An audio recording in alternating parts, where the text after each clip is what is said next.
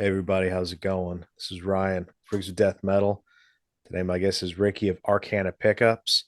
And we've already been chatting on here a little bit, so we'll save the fake formalities and we'll just start getting into gear.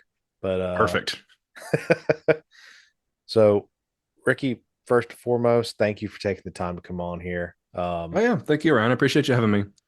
Absolutely. Uh Big fan of your work. I'm trying to remember when I saw it. It had to be sometime around 2019, 2020, Okay. maybe. When I first saw some of your pickup builds, like the cool etched covers, which if you Mm-hmm. guys aren't familiar, you haven't checked out Arcana pickups, literally artwork. Some of the designs are very elaborate. Um, what is it? Is it laser etching or what is it? It's a whole mixed media at this point. I've gone Yeah. through multiple different processes for how we make the pickups look. Which again, if you haven't seen these, I try to make them sound good, but it seems like the thing that people have really latched onto is that they look unique. And I have many kind of like stock designs and things that I've done, but the gist of it is if you want a picture of, your band's logo or your dog or whatever on your pickup, I can do that for you. And my processes range from like some of it is laser, some of it is acid etched. There's many different processes that I've gone through, but those are the primary two, I would say, laser and acid, which is pretty cool when you say it like that. Like I'm making pickups with laser and acid. Right. Was the would the for like the more detailed ones, which I'll throw in some B-roll, some cool examples so people Nice, know great, thank you. kind of know what we're talking about. But for like the some of them are very, very detailed. I know Uh, people send me the like black metal logos, and yeah. they're like, put this on my pickup, and I'm like, oh boy, here we go. This is going to really push my process to its limits. What's kind of the deciding factor between acid etch versus laser?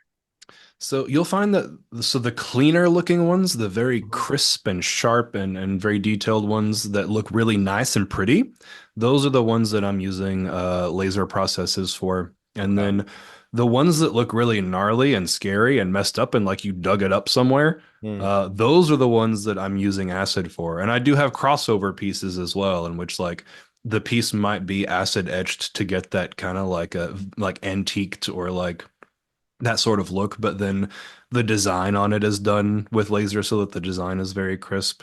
But yeah, usually that will be the thing is like, do you want it to look really nice and really pretty, or do you want it to look really, really scary and messed up? That'll be the deciding factor between the processes. Hell yeah. You know what it almost puts me in mind of some at least like the acid etching ones. Hmm. Have you ever seen the movie The Ninth Gate with Johnny That Depp? sounds so wait, hold on. So is that the one that ended with the place like blowing up and him Yes. doing it with a demon girl? Yep, that's the Okay, yeah, one. I just watched that not too long ago for the first time in probably 15 years. Yeah, I did see that. It's a wild movie. Definitely some dated effects in there, but Yeah, I it's like that. That was my takeaway from the movie, though. That was the two things I yeah, remembered. It was like there was some Satan stuff, a yeah, building blew up, and then he was doing it with a demon girl. yeah. No, that's definitely the standout, the standouts from that movie.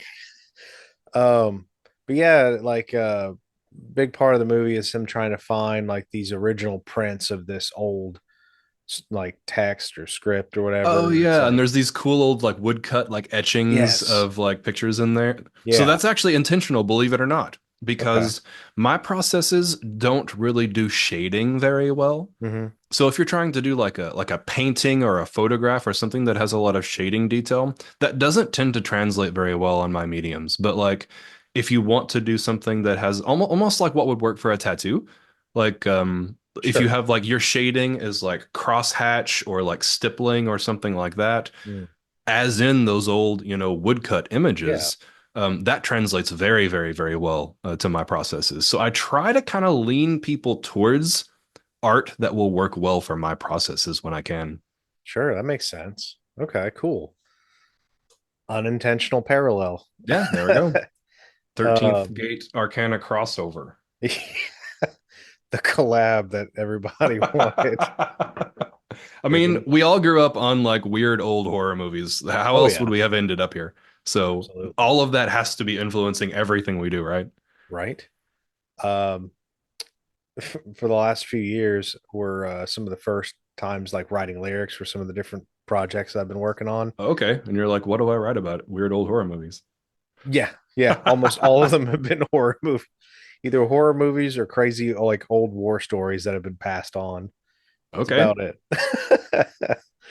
um, so because we're a gear centric page, I'm sure there's some gear nerds that are champing at the bit for us to just get to the point of Let's talk guitars about and some all that. gear. Yeah. Yeah, yeah. So you have quite the collection behind you. There's a couple. Yeah, and I see, is it two virgins? That's two versions. That's right. One of them is a USA custom shop with just a single bridge humbucker, and the other one is one of my band's beater versions, which is an NJ series. Which let's just go ahead and shout out your band too. So that's Oh, a sure, yeah.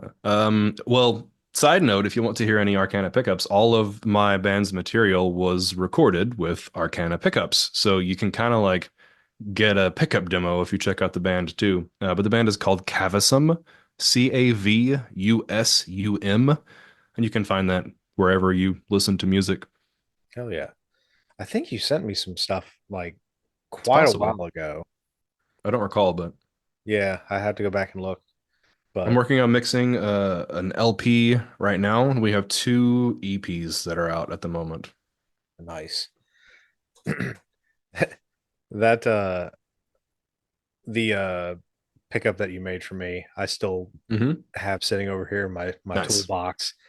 I had it installed. I did a clip or two, or maybe I even used it for an entire video for a different demo. Um, the project guitar, the guitar that it was going to get put into has just I that whole heard that there were some process. issues. Yeah, yeah, some issues. So it's gonna. I'm just gonna find a home for it here soon. Out of That's the great thing about pickups. Like yeah, if you're selling a guitar and you have nice pickups in it, we'll pull them, put sure, in some cheapies and sell that guitar. And now you've got a drawer full of pickups laying around for whenever you might need them. absolutely. But for anyone listening, we made a Claymore for Ryan, which is one of the models in my lineup. It was new at the time that I made it for you. It was the newest model at that point. And we did an acid etched version of a Ur rune. Is that how you pronounce it?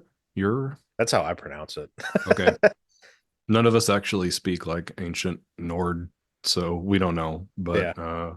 But the rune is like, well, you could elaborate on what the rune means, but So it, like a lot of Viking stuff, it's kind of one of those things where it's probably inaccurate, but it does seem cool.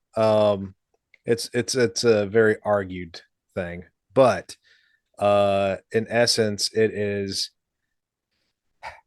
honestly, I think I liked your definition in your post a lot better. It mhm. sounded a lot more eloquent than the way I usually describe it, but it's the ending of life, or simply it means death, but more looked at like the end of the journey, and could be, you know, the beginning of to the next, right? Like the after, um, in a nutshell.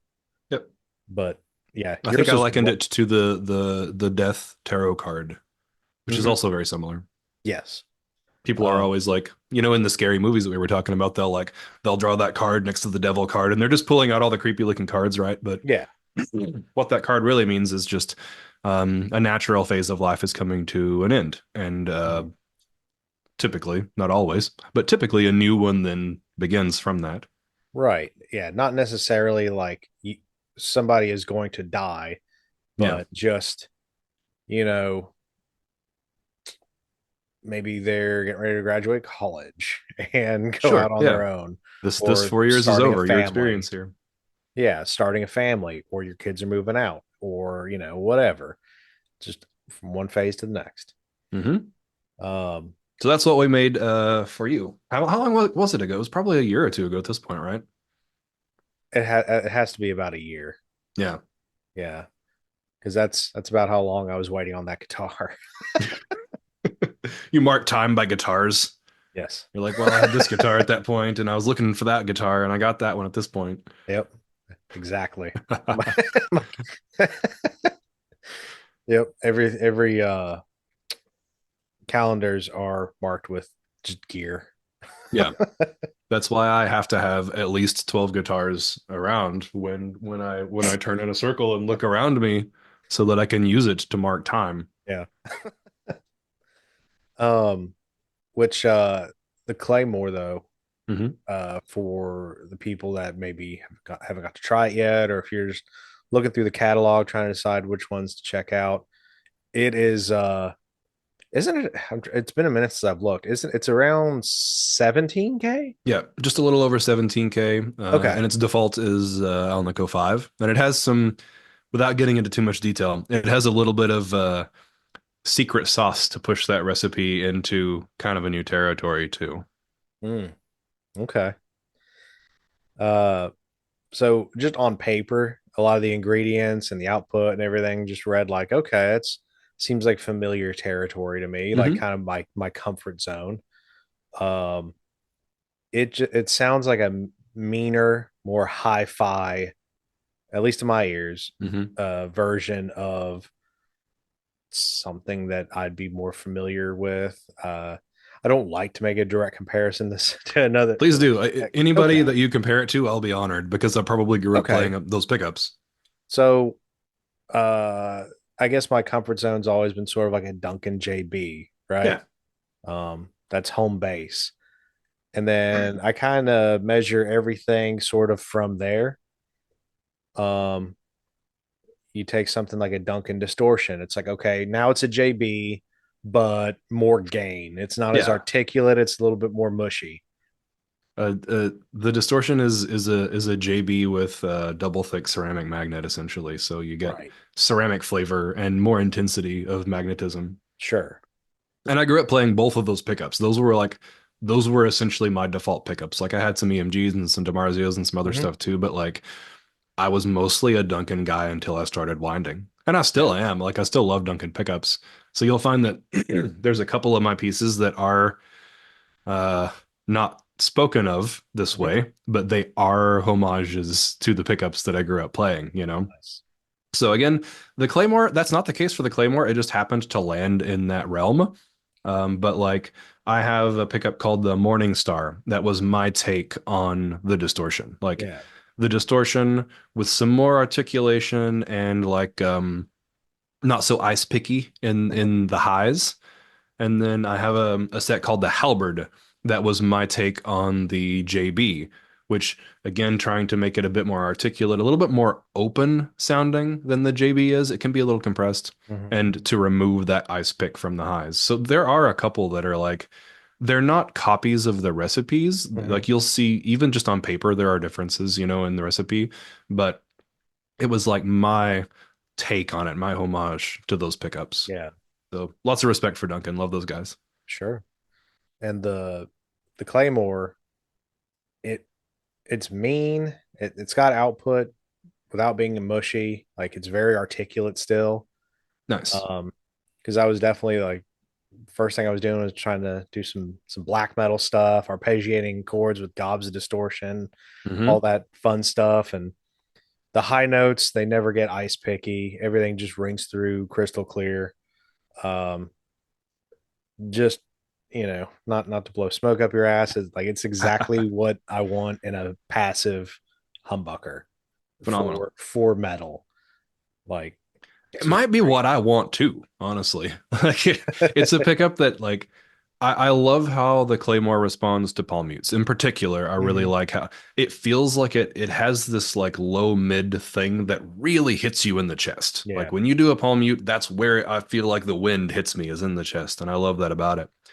So to to elaborate a little bit more on the Claymore, we've decided to do for those listening, we decided to do a discount for your listeners on the Claymore set. So after 30 days from the time that this airs, we will have a special running on the Claymore in particular. If you type in the code RODM, Rigs of Death Metal, 2020 off OFF on that Claymore set on the website, you'll get a 20% discount on the Claymore for 30 days after this airs.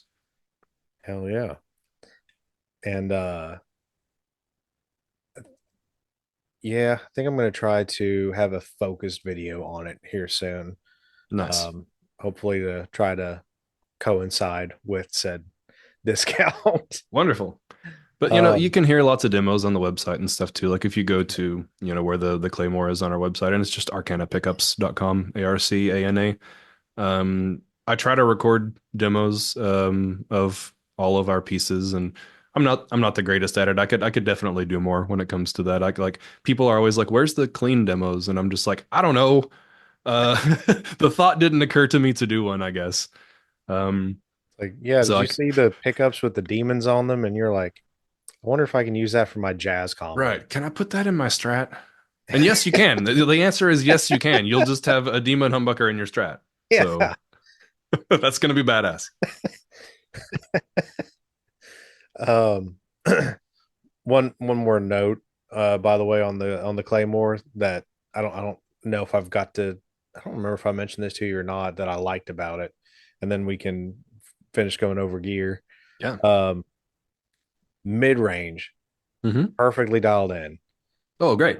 not super scooped to where it doesn't actually come through in a mix, Hmm. but it's not like super nasally.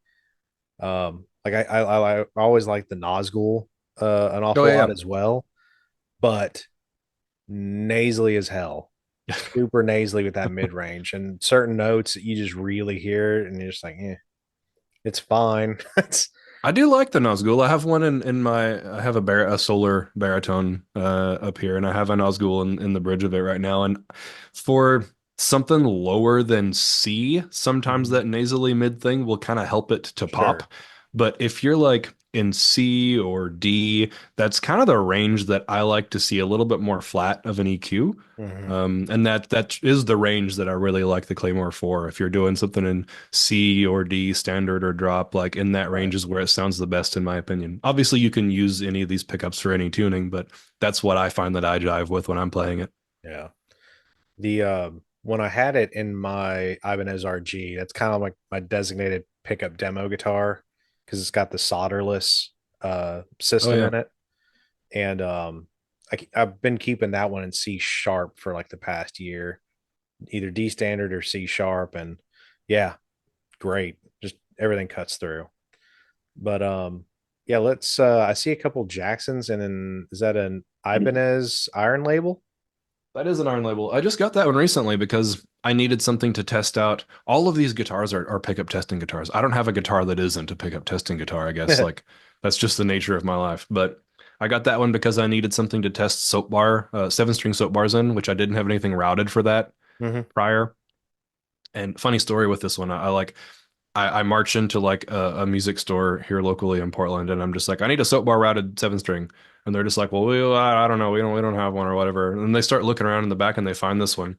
It has a sticker on it, and the sticker is of a tattoo that I have, and I was like, okay, Hmm. I guess this is, and it was like in shambles, like all the electronics were screwed up and hanging out of it, and they were going to plan on fixing it, I guess, and putting it together to sell, but I was like, no, I want it just like that.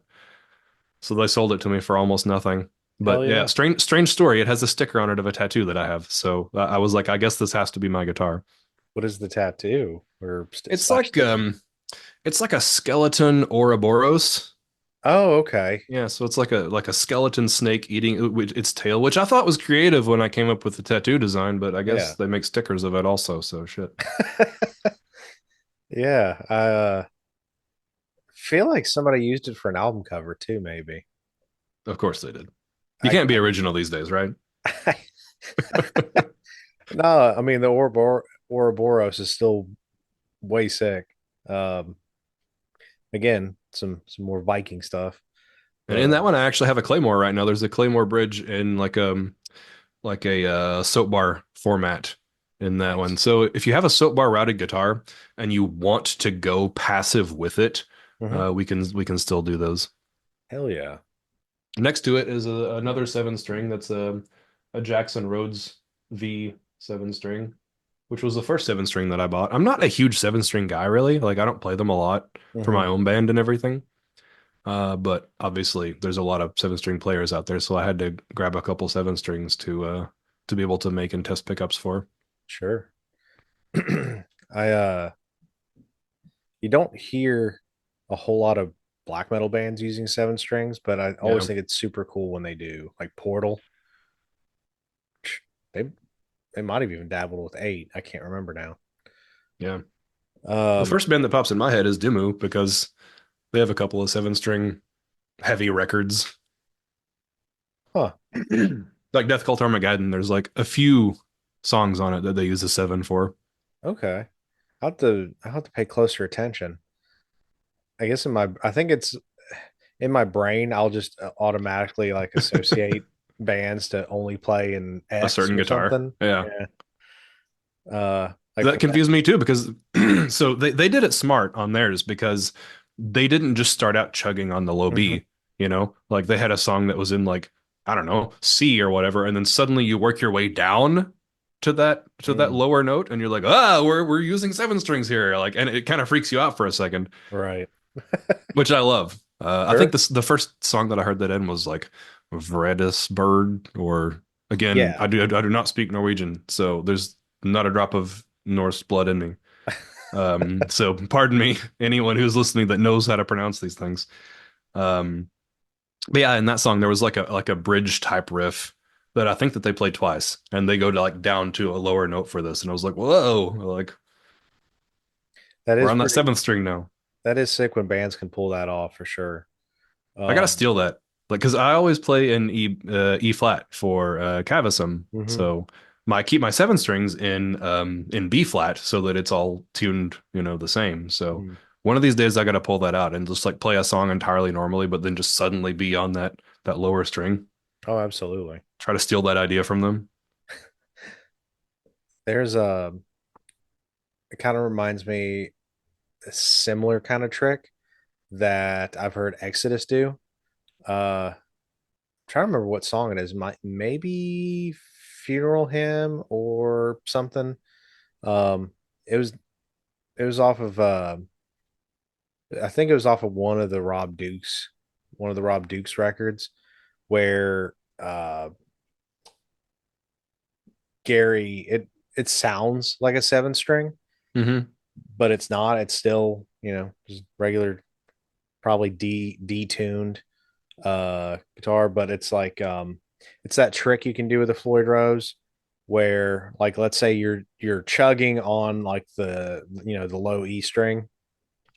Well, you bend like a whole step bend on the A string. Hmm. You're not playing it, you're just pulling the You're tension on. detuning the. Yeah. Okay, So when you pull on it like that, it makes the low string sound much lower in pitch. nice. And yeah, there's a part of the song where he's chugging away like that, and it just just for certain sections of the song makes it sound a lot heavier. See, you're trapping yourself when you do that too, because then when you play live, you have to play with a floating trim. And that's playing a very dangerous game. Well, it's Gary. He always has like tacks, and Floyd's on every guitar, and they're all super well kept on his crazy custom guitars. So they can get away with it. But True, they'll just toss him another one if a string breaks, so not a big yeah, deal. There is yeah. another trick in which you can imply lower notes too, and this is something that I do very often in Cavasm. Like I try to kind of corner myself creatively so that like I don't just give myself every tool that I need. I have to come up with like creative ways around these problems. So what I do is I'll be playing the top, say three strings. I'm just strumming, an open E flat, I guess in this case. And then if I want to go one um, half step lower than that, if I hit all three of those top strings, I'm playing the D string on the second fret as well. If I then hit the top two strings on the sixth fret, you actually don't perceive that as the notes going up, which it is. You perceive it as the note going down. Hmm. very difficult to describe with words. It would be way easier if I just played it for you. But like that is a way that you can imply lower notes Hmm. in music without even having them on your fretboard, which I find just fascinating. And I use Okay. it all the time so that I don't have to switch guitars every song or whatever. Hmm. I'll have to give that a shot. It's yeah, I'll have to actually like sit and play with it and try to like fully integrate it. um, as far as going back to going back to the band, what is your current live rig looking like? That's tricky because the band is just a vocalist and I. Oh, okay. So there's two of us. So the live, we don't play out a lot for this reason because I have two options. I can either set up a super complex backing track system with in-ears, and it's all dependent on the house PA and how well it can do. And like, it's a pain. It's just a pain. Yeah. Or I can hire three other heshers to like learn this material, and they're people that I have to tolerate, and they have to tolerate me even worse. So like both of those are kind of dead end roads, you Hmm. know? So we've only played a couple shows out because of that. Yeah.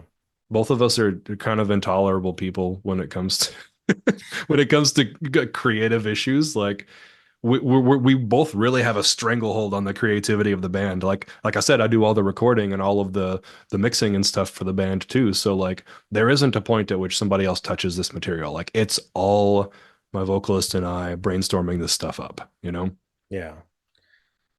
Well, as far as for the recordings then, Yeah.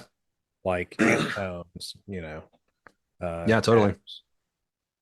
Uh Everything that you would have heard on those records, like I said, it's Arcana pickups. And I recorded the two EPs that are out now with a an orange Dark Terror, which is just a phenomenal little amp. Like I've played Mhm. out with it a couple times. I love the way that that thing sounds. It just sounds it's really black metal in like a tiny little box because it's like so fuzzy and fizzy and it sounds very aggressive, you know? It sounds like you shook up a box of bees and like that's your guitar tone.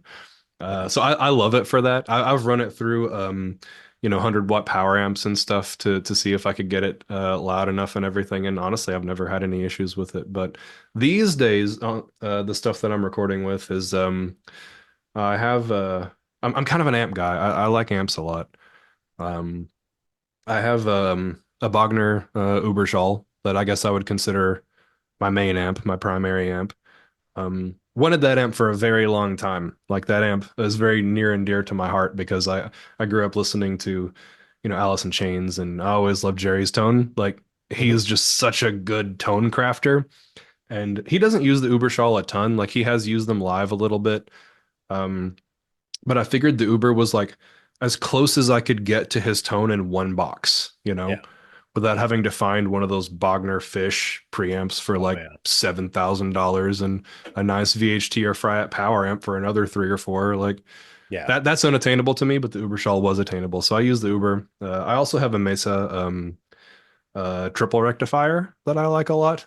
Hell yeah. I would say that's like my primary like home like bedroom jamming and pickup testing amp, which is insane for a 150-watt amp to like be your home Yeah. amp, but it is.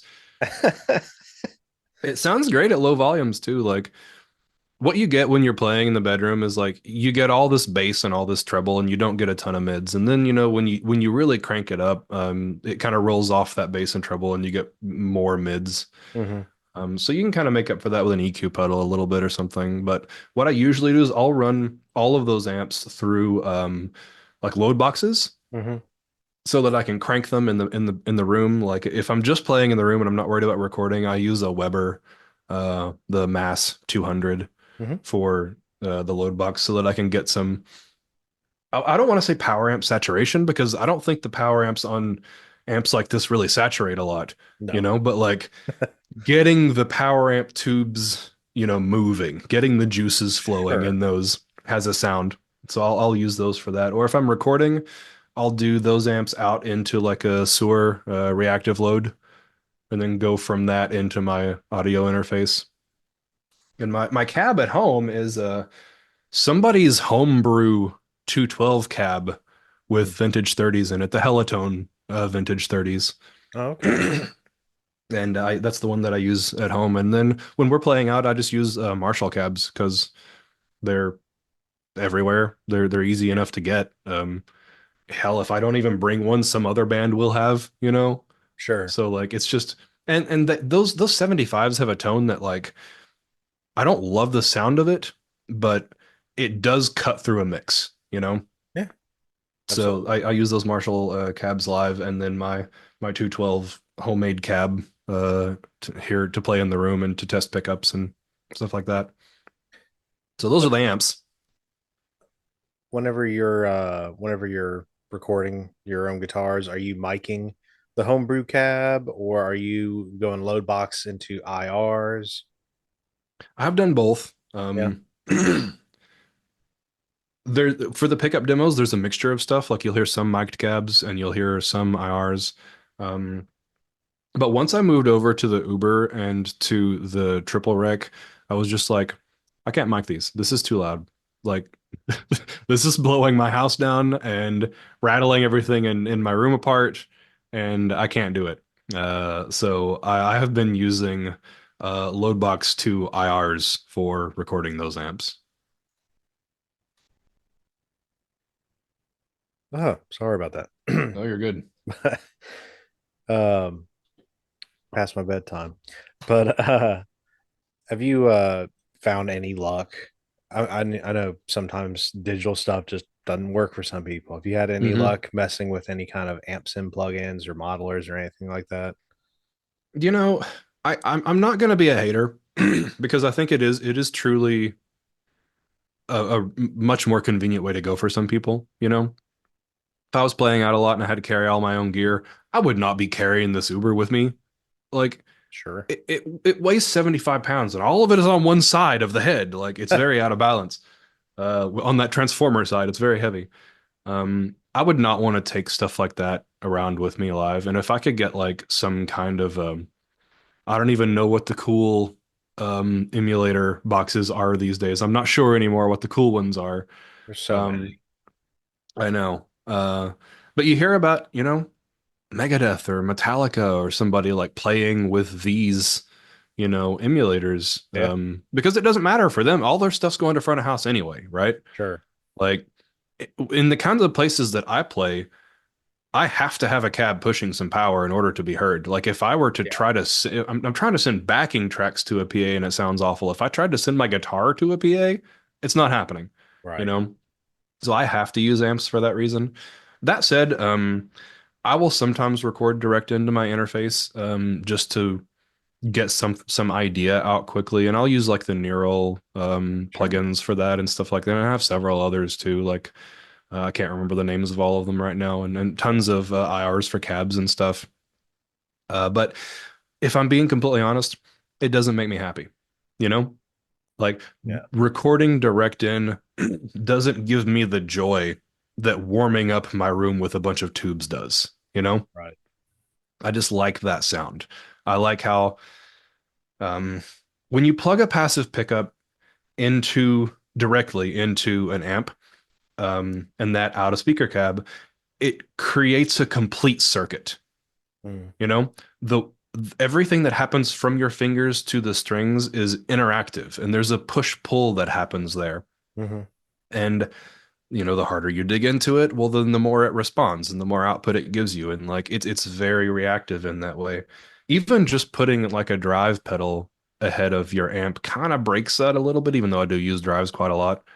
Um, but I like that complete circuit and I like for the amp to like react to me, you know? Sure. And it just even going from the amp into the interface, I get more of that because I can also have it going out to my cab in the room too, so I can control feedback and stuff like that Right. and get like more of an in the room kind of live feeling for the guitar.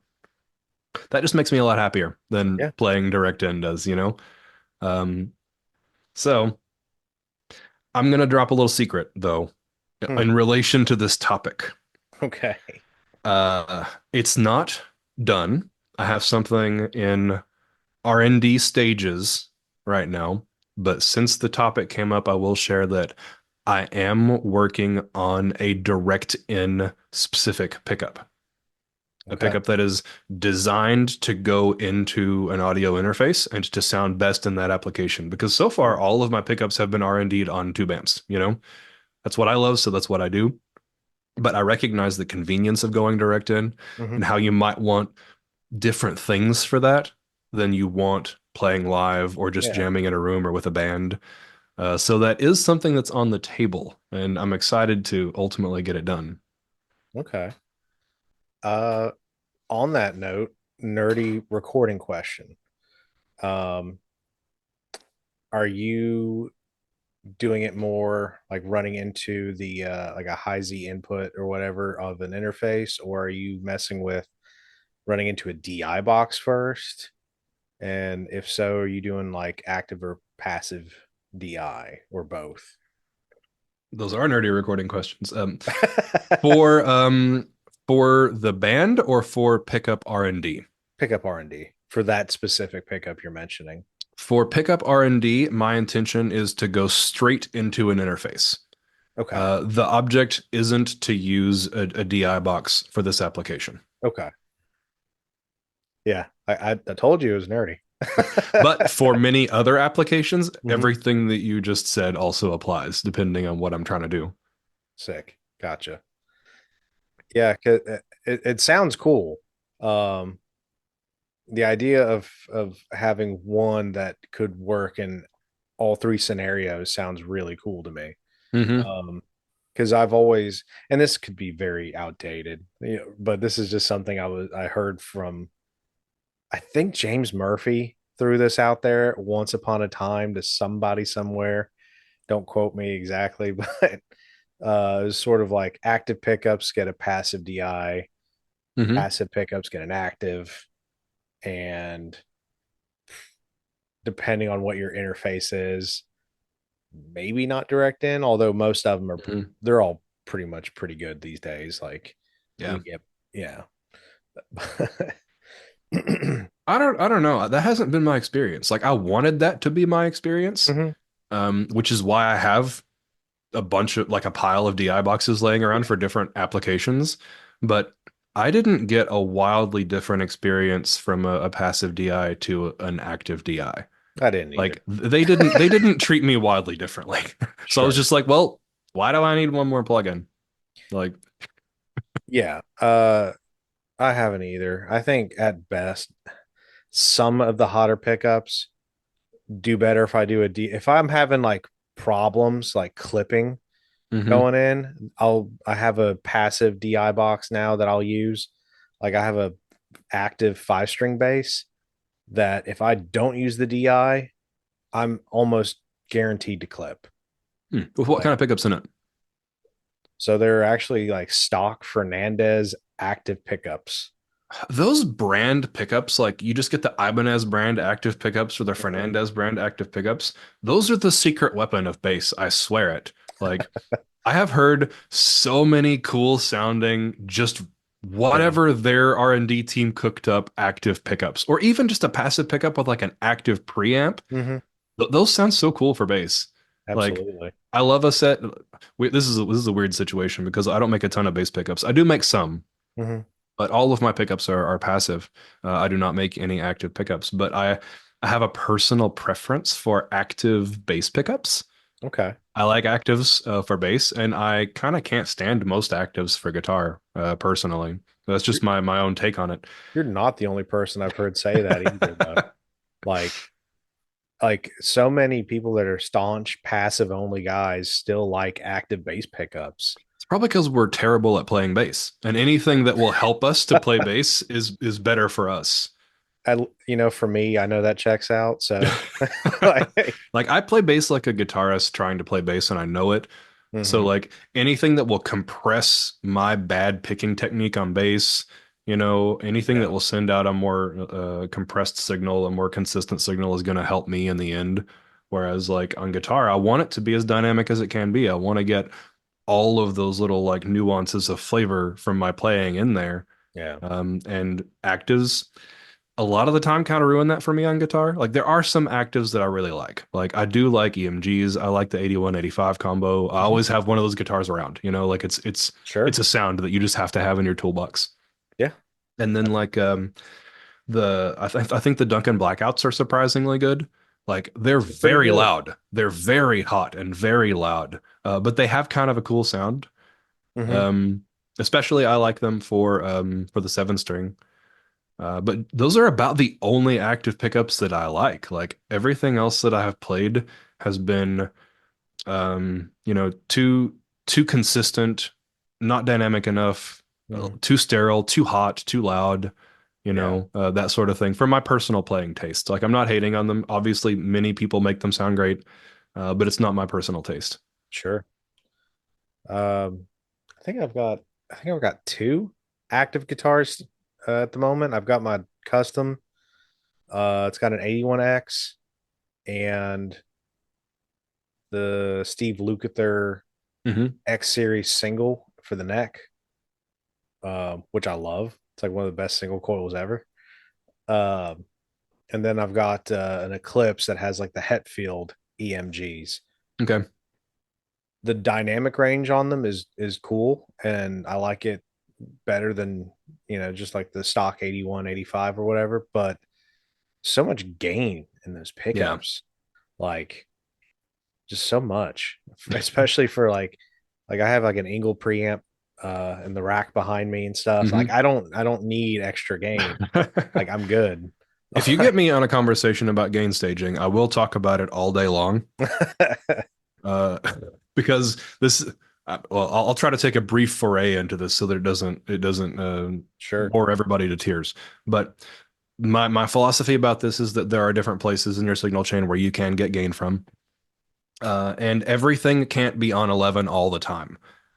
It's Sure. gonna sound like crap if it is, If Yeah. the gain on your drive is all the way up, if the gain on your amp is all the way up, if you have super high output pickups, if everything is like that, you're not going to get a passable sound out of it, right? So like quite a lot of people, because again, I'm a metal guy, I play a lot of metal, I listen to a lot of metal, I think about metal, I make metal pickups. People will come to me and they're like, give me your metalist pickup. Like I want the loudest, meanest, angriest one. And I'm like, that's great. You should take your drive pedal and throw it out of your chain.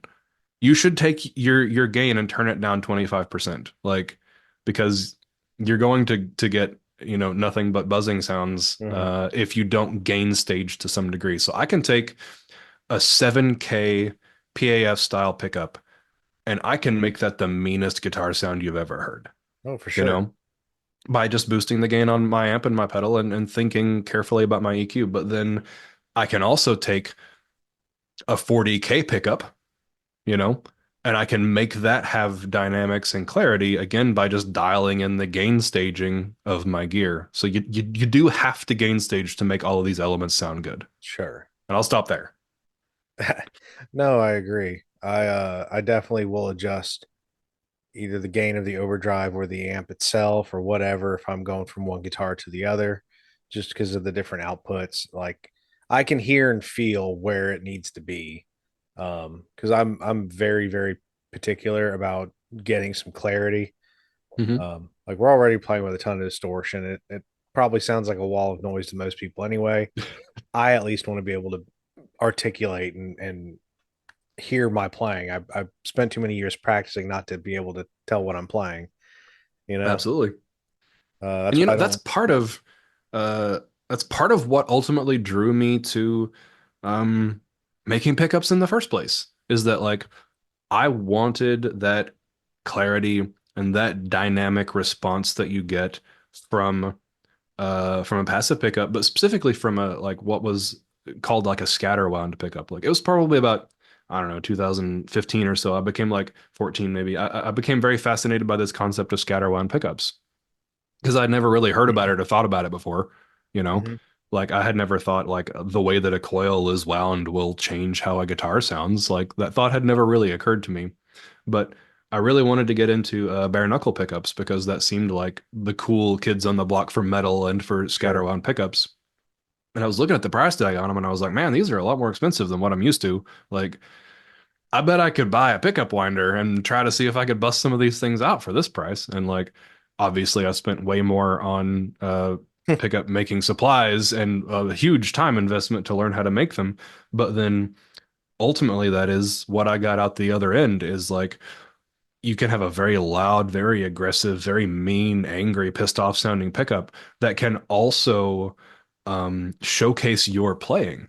You Hmm. know, it won't hide a lot. If you're a sloppy player, and I am a sloppy player, uh, then you will hear that. You will hear that coming out the amp. Which is why I record my own material so that I don't have to spend $10,000 in the studio doing retakes, right? Yeah, Um, absolutely. but yeah, you get that dynamic response. You get touch sensitivity even in metal. It sounds ridiculous. It sounds like we're talking about Strat pickups or something, right?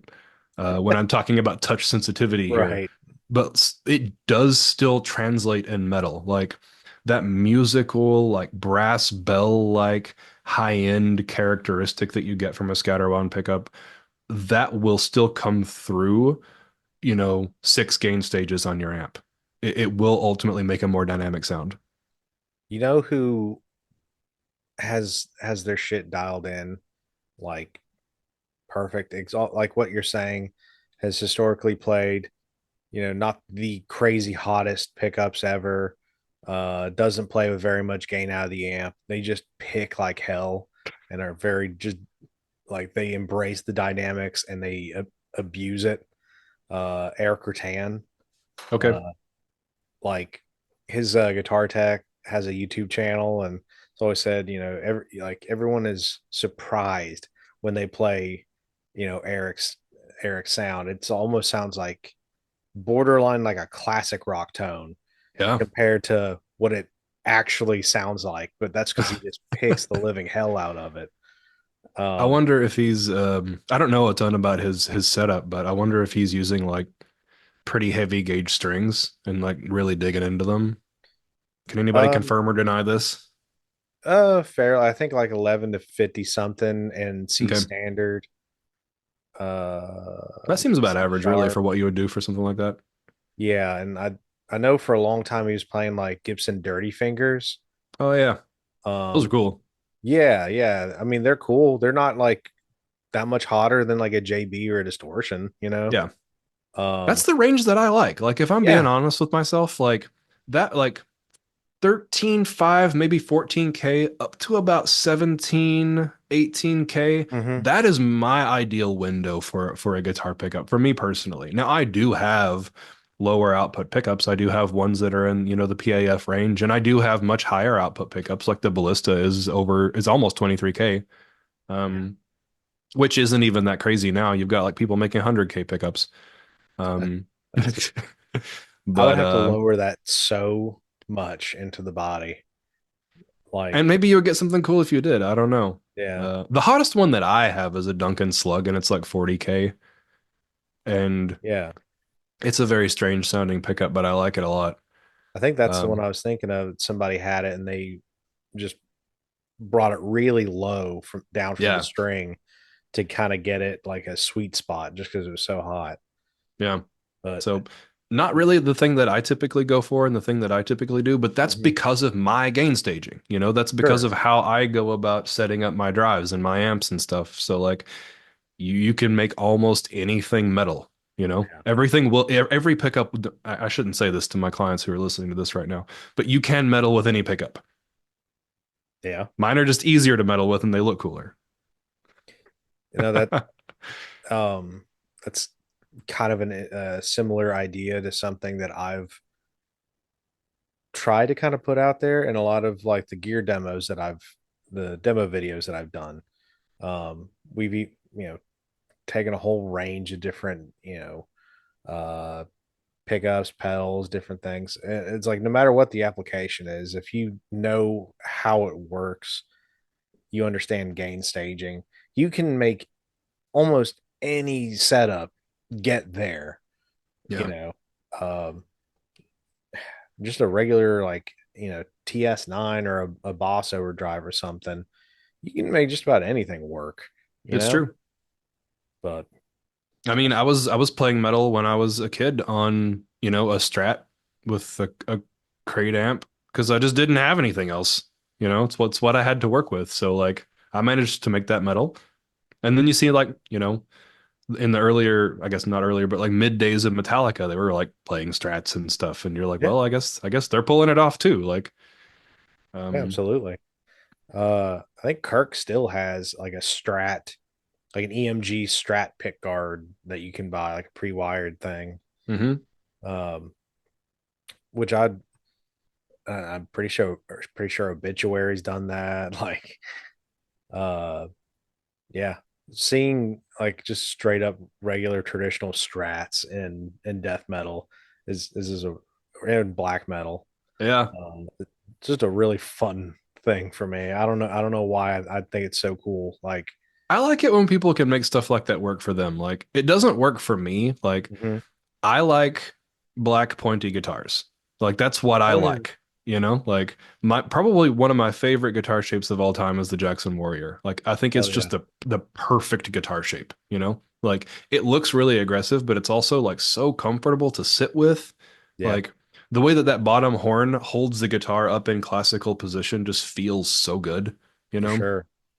But yeah, I like to wield the black pointies personally. Yeah, That's my personal take. But when somebody can pull off like somebody's got a Strat and maybe it has like zebra humbuckers or something yeah, and it looks like something Jakey Lee or somebody would play. But then like well, like or we were talking about Alice in Chains and Cantrell earlier. Like he's yeah, playing a Strat shaped, GNL. He has like it looks like a very classic like maybe like vintage hot rod kind of shredder guitar, and then the yeah. tones that he's getting out of that would just like pound your bones into dust, you know? Right. So he knows how to do it. And yeah, I my problem is I love every guitar almost. What do Um, you hate? What's the guitar that you hate? I have to think about that one because I like even stuff that I once thought was stupid. Like, have you ever seen the Jackson Roswell V? Yeah. Like, it's stupid, but it's kind of cool. I think I saw like the band Orgy playing one of those at one point, That and wouldn't like it surprise worked. me. It worked for them because it had that like almost like technological kind of look Yeah, about it or whatever. And I was like, this works for you, but this would never work for me. I I guess when a band has a themed guitar Yeah. that's very specific to them, like Zach Wild and Ministry, I've both seen play guitars that were shaped like caskets. Yeah. And that's a no one else but you is going to be able to play that guitar kind of thing. Or if you were in like a spooky rockabilly kind of band or something like that Yeah, would work for you. I would feel like I was the vampire band from Dusk Till Dawn. Isn't that kind of what we all want to be though? Like Would if be we all kind of just gave sick. in to our secret desires. Would be kind of sick. um, yeah, I keep thinking that in this whole conversation, Marduk is probably one of my favorite black metal bands, Oh probably yeah. my favorite black metal band. And Morgan has played everything from an Ironbird to a straight up white Fender Strat, and it's always so fucking sick, like whatever he's playing. Yeah. And Some to the people point can pull off anything. where I really want to get like my first guitar. I don't know if you can see it behind. It's back there on a rack, but um, it's like a red Squire Strat with a white pick guard. I threw like a double blade single coil Hmm. in the bridge so I can play with distortion. And I mean it's my first guitar, so it's still fun to play on every now and then. But It's cool that you still have that. yeah. Well, it's one of those things too. It's a Squire. It's like a little affinity series. Like I wouldn't even get very much out of it, so I might as well just keep it. It means Right. more to me than it would, to get it at whatever I might get out of it. So I smashed my first guitar in a fit of teenage rage. very punk rock of you. I probably saw, that rooftop scene in The Crow and I just wanted to be that cool. And then I smashed my guitar and then I still wasn't that cool. Was it at least raining? Probably, I don't know. I don't remember. just like raining, like widow's peak hair down in your face, like just like dripping Yeah, wet and just all angst ridden. Yeah, at least got to go for like the full homage, that's whatever. right. I did a recent pickup demo of the Rapier, which is my newest bridge pickup, and it's kind of designed for leads. And I did that piece that's called Inferno, which is what he was playing Yeah, on the rooftop, and I did that as the demo for the pickup. hell yeah, So clearly was a big fan. yeah. When I discovered that movie, which I don't know how many years it had been out on DVD and stuff when I finally saw it. But I also had to learn that piece. Yep. It was for a teenager, it's pretty cool. Right. Like, I thought for sure the girls would like me if I could play that. right? It turns out it didn't help at all. Nah. I don't know what you would have to play on guitar to actually garner the attention of girls, but I never learned it. Sleep Token. That's what you'd have to play. You'd have to pull out an eight string guitar. You'd have to bust out some Sleep Token riffs, and that's what would do it. Uh, guess I missed that boat then, but I it's don't have an eight string. Like it, like I said, I only have seven strings really to like do pickup demos and stuff. I don't do a lot of down tuning, you know. So the thing about the eight string that kind of freaks me out is that you can't do chords. Like you can't do a power chord. You can't you can't do like a triad. You can't hit those top three strings because it sounds like a bunch of noise. So when you play on an eight string, you kind of have to hit single notes, you know? yeah. And not a lot of my playing really falls into hitting those single notes like that. So yeah, Mhm. I don't own an eight string. I have made some eight string pickups here and there, Yeah. but I don't currently own one. So have you ever like have you got to I'm assuming you've at least got to play around with one like at a Yeah, store or I owned one for a little bit. I don't even think I had it a year. It was kind of like a bottom tier Schecter at the time, yeah. which was probably my first mistake. Um, like it was just a very uninspiring guitar, but eight strings were kind of this was like eight strings were really becoming all the rage with a lot of like deathcore bands. And like I don't even think gent was a word yet, but like a lot of those progressive bands, like Animals Leaders just put out their first album, and I was going to school for jazz at the time, so I was like eating up all this progressive kind of Okay. stuff, as well as like the deathcore kind of bands that were picking up on eight strings. Like it was everywhere. Hmm. So I was like, yeah, I want one, and completely uninspired. Like just played around on it, played the stuff I would play on a six string, and then chugged around on the low, and everything was just very boring. I was like, might have fucked up. And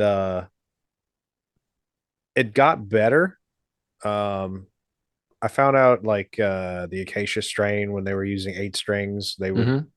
tune the bottom string down a half step to just F instead of F sharp, and everything else they would tune up a half step.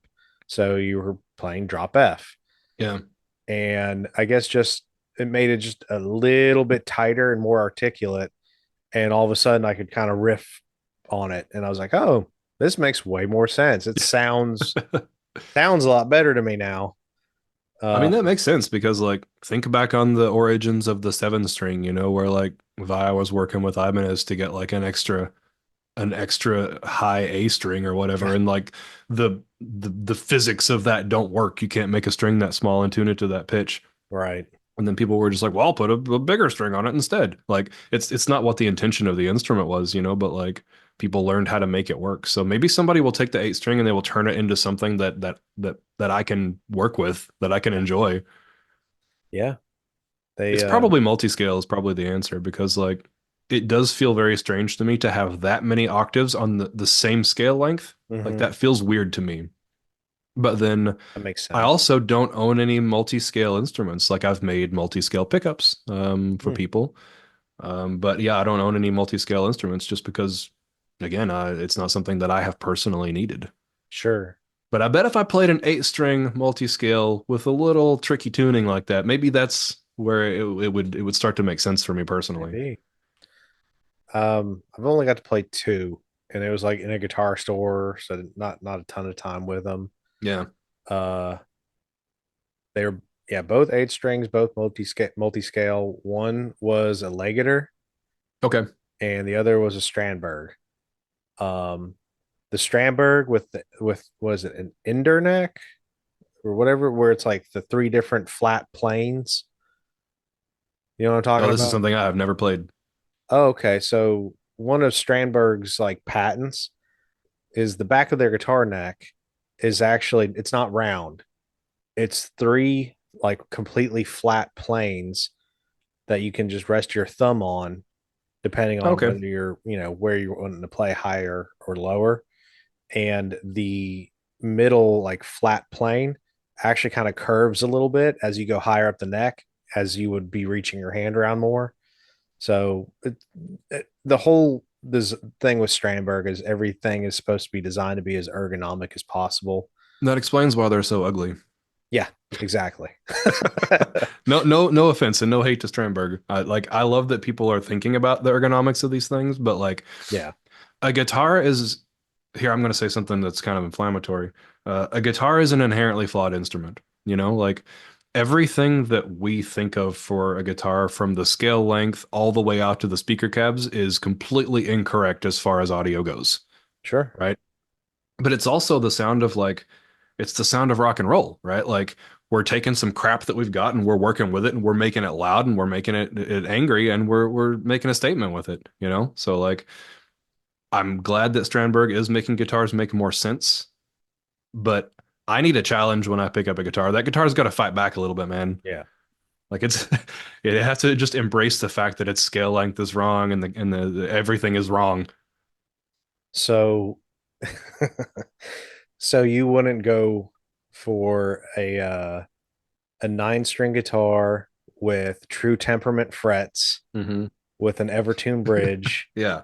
going The into an buzz fit and all tuning rig, system. all digital rig, programmed drums, everything quantized. What? Somebody out there is making that rig sound great right now. So I am not gonna trash talk it. Somebody is writing killer music with everything that you just described. And um yeah, I hope I can sell them a pickup. Yeah. There That there person's are gonna want active pickups for sure. yeah. So It's no, I know I'm definitely in the minority, I believe. Um that like obviously guys way more talented than me.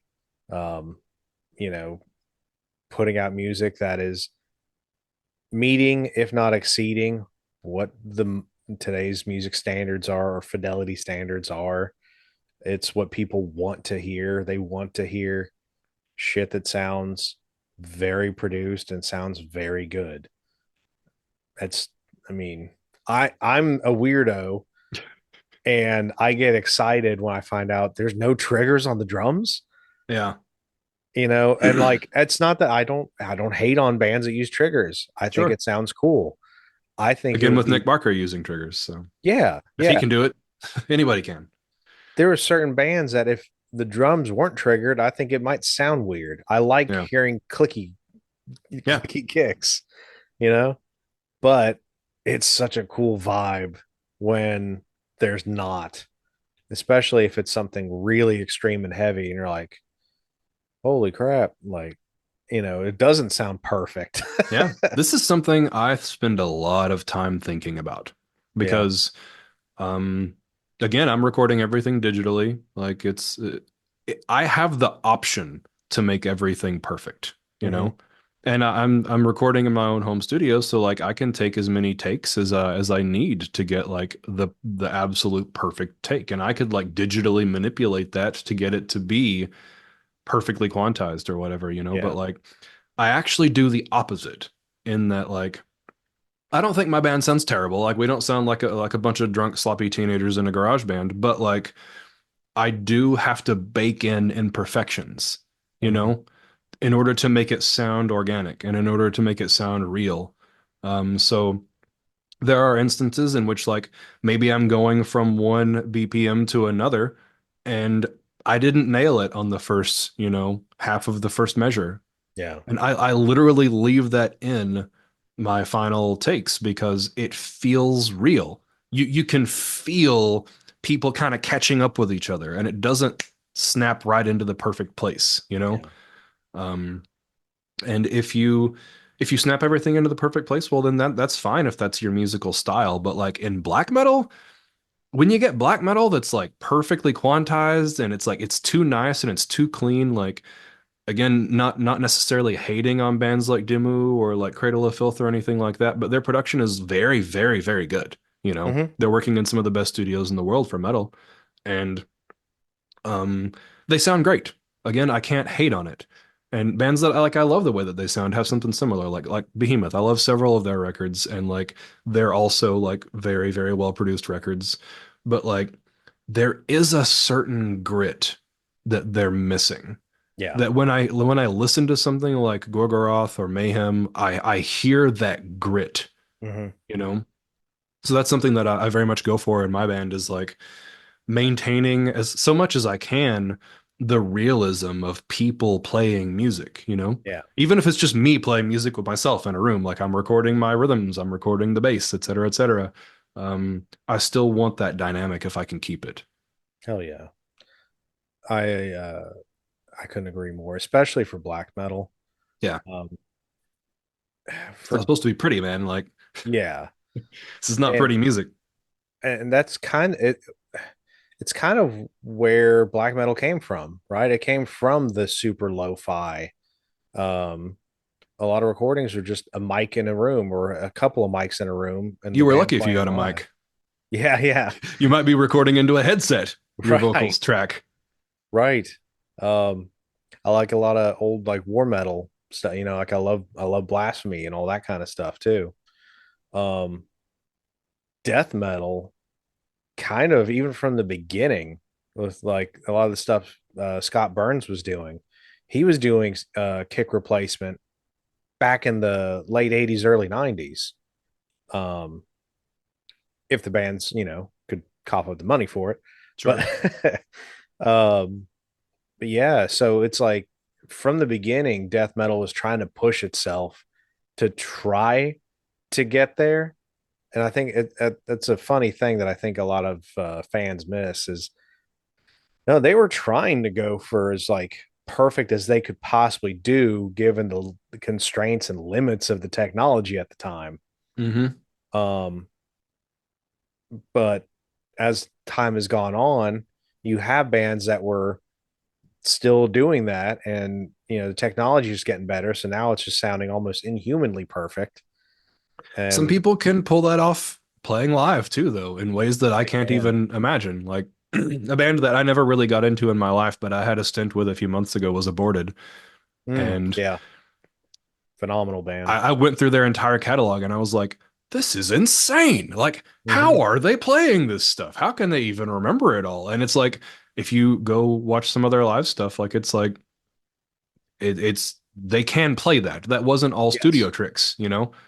So some people can pull that off, and that's great for them. But generally speaking, I do feel like when you have capable musicians who are like trying as hard as they can for that perfection with like so much rehearsal, so much playing live, that sounds different than when you have bands that lean into the technology to be able to do it. Like the first band that comes to my mind when I think of a band that was just like very well rehearsed is Death. Oh yeah. Like I'm sure that they had some technological tricks in their records. I'm sure that they were there, but they were just also a very tight band. They And like you were. cannot you cannot replicate that. Like it sounds different than just Yeah. digitally tightening things. Oh yeah. Chuck was a notorious slave driver when it came to their rehearsals, especially in the early days. Maybe he lightened up as the band got busier and more of like, a business. But, when they were just trying to make it, it was like, yeah, pretty brutal. Um, And that's why there's only my vocalist and I in a band. Because yeah, because nobody else would tolerate me being like, no, you actually have to screw that up a little bit. Like you can't be this good of a player. there's a, for my band single. there is a little part where I was sliding and it made like this really sharp kind of chirpy sound Hmm. across the string. I purposely left it in. I'm like, it was a good take. Yeah. It's like, and that kind of adds character. And I remember the other guitar, my other guitarist, when he was going to record his parts, I remember him kind of hearing it. He's like, oh, like, What is that? yeah. I was like, It's like your ring or something. Like, yeah. And I was like, nah, it's staying. Just, I don't know, just a little something, this little sharp little chirp in the left side. It's like, yeah. it's staying. It's real. Part of the reason I think why I'm so into that kind of thing is that uh this is confession time for me, I guess. When I was a teenager, I was very, very into Tool. Like I was that guy. Hmm. You know how there's always that guy that like knows every Tool song from start to finish? Like that was me. I would just sit down as a teen. I would play the entire record Anima more than once in a day. Not play it on the stereo, but play it on the guitar along with the stereo, you know, and like Oh, that's cool. I was so dedicated to like becoming Adam Jones, and like he does that kind of thing a lot. Like Yeah. the way that the way that he manipulates feedback and funny little guitar sounds is Hmm. like it's just part of his playing style, you know? And so like even though what I play today is absolutely nothing like Tool, some of those elements remain in which like again, that way that when you complete the circuit, when you have the guitar plugged into the amp, plugged into the speakers, and like they're interacting with each other, there's magic that happens there. And man, if you were to cut that out in the studio and just replace it with like perfectly placed notes, that would be such a Yeah. travesty to get rid of that magic. Absolutely. Uh, two tool notes. One, uh, were you also the guy that was going on about the Fibonacci sequence when talking about Tool? If I was high, Okay. And and and the second, have you ever listened to Evil Joe Barisi talk about his recording sessions with Tool? maybe. What did he say? Just kind of talking about the process that he went about for tracking Adam, about how like what you said, Adam very, very, very much likes playing off of feedback and reacting with the amplifier. So Joe didn't want to take that away. However, there's lots of parts where that's too much. Hmm. So, just talked about he had two different recording rooms going on. Like he had, Adam in front of an amp in one room to where he could do that. And then separate in another room at the same time, he's feeding into an basically identical rig. So that way he could kind of blend or choose between the two different amps. Which record Um, was this? what is it? Which record was this? I think Barisi did 10,000 days. Okay. I don't think he did the others, but I'd have to go back and look. I know he at least did 10,000 days.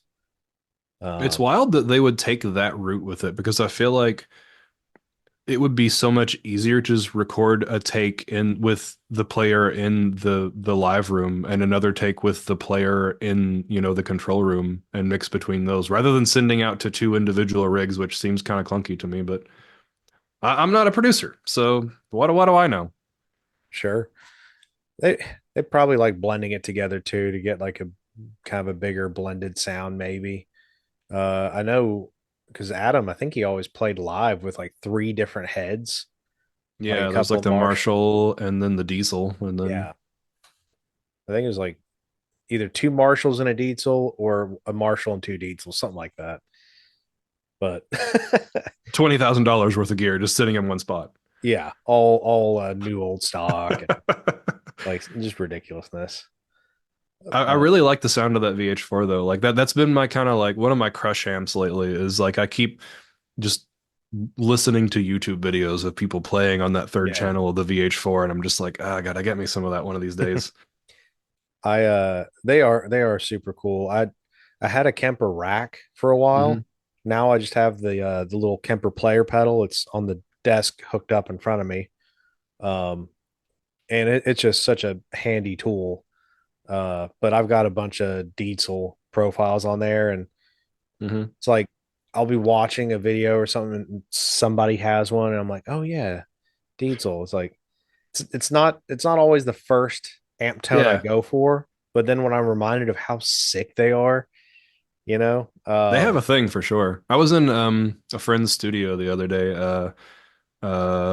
Leon's studio, who runs Beastman oh audio, yeah, and he had a Herbert that we were playing through, and he has like a wall of amps, and we were oh yeah, listening to all of them, and the Herbert was one of them, like the coolest and most unique sounding ones out of all of the ones that he had, and he had like all the usual suspects for great amps, you know.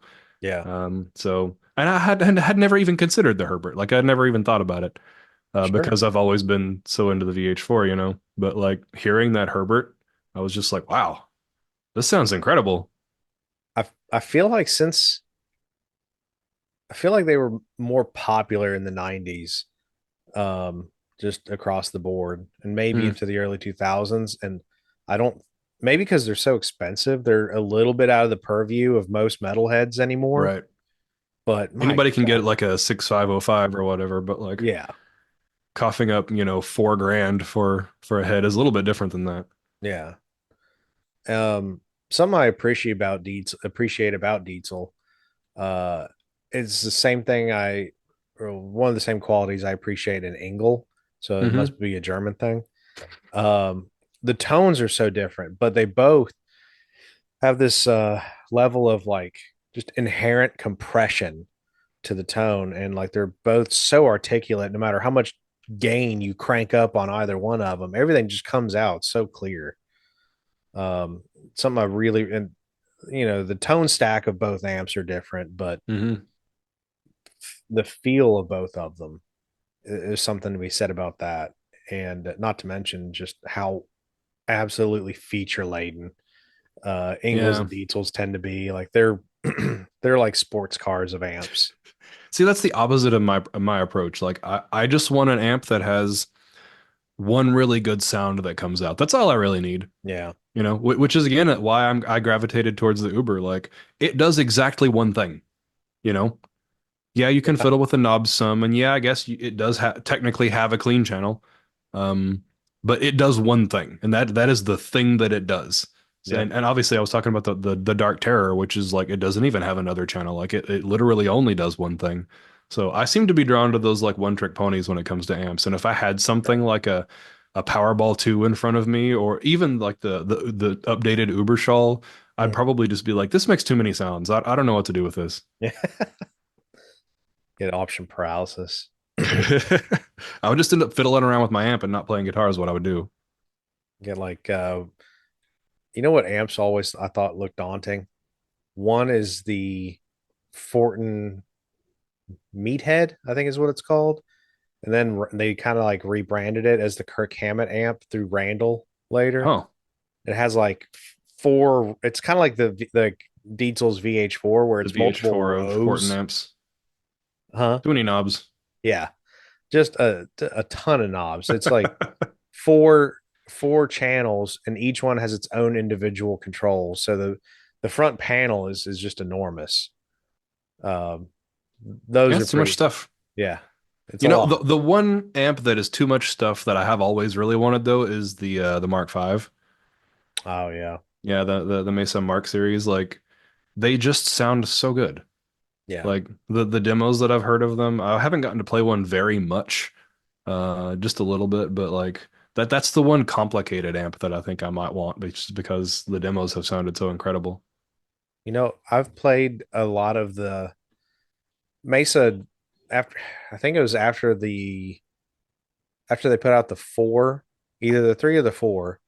They had a lot of amps that were sort of labeled as like poor man's Mark Mm, series. Everything from the dual caliber or DC series to I believe the F, and I can't remember if the Nomad got lumped into that or not. hmm. They put it in the same like head shell. It kind of looks similar. Yeah. I've played a lot of the poor man Mark amps, but other than Kemper profiles, I've never got to play a legit true Mark series amp. Yeah. Um, I want that 90 watt uh Mark V for sure. That's the yeah. one. It's on my bucket list. That and the big version of the Dark Terror, the Dual Dark. which aren't really easy to find or come by, but I've been kind of approximating one by sending the Dark Terror through, like the 100 watt Sure. uh power sections of my other amps. Like I did that with a JCM 2000 dual super lead, and it really jived with the power section on that amp. So I'd like to get Makes the sense. true version of that, which is the dual dark. But Right. those are all my dream amps right there. VH4, dual dark, Mark Oh, V. sorry. That's the stuff. But I ain't hating on the rig that I have. I mean, like I grew up listening to terrible new metal for a certain stage of my life in which like I really wanted a Mesa rectifier, you know? Like Sure.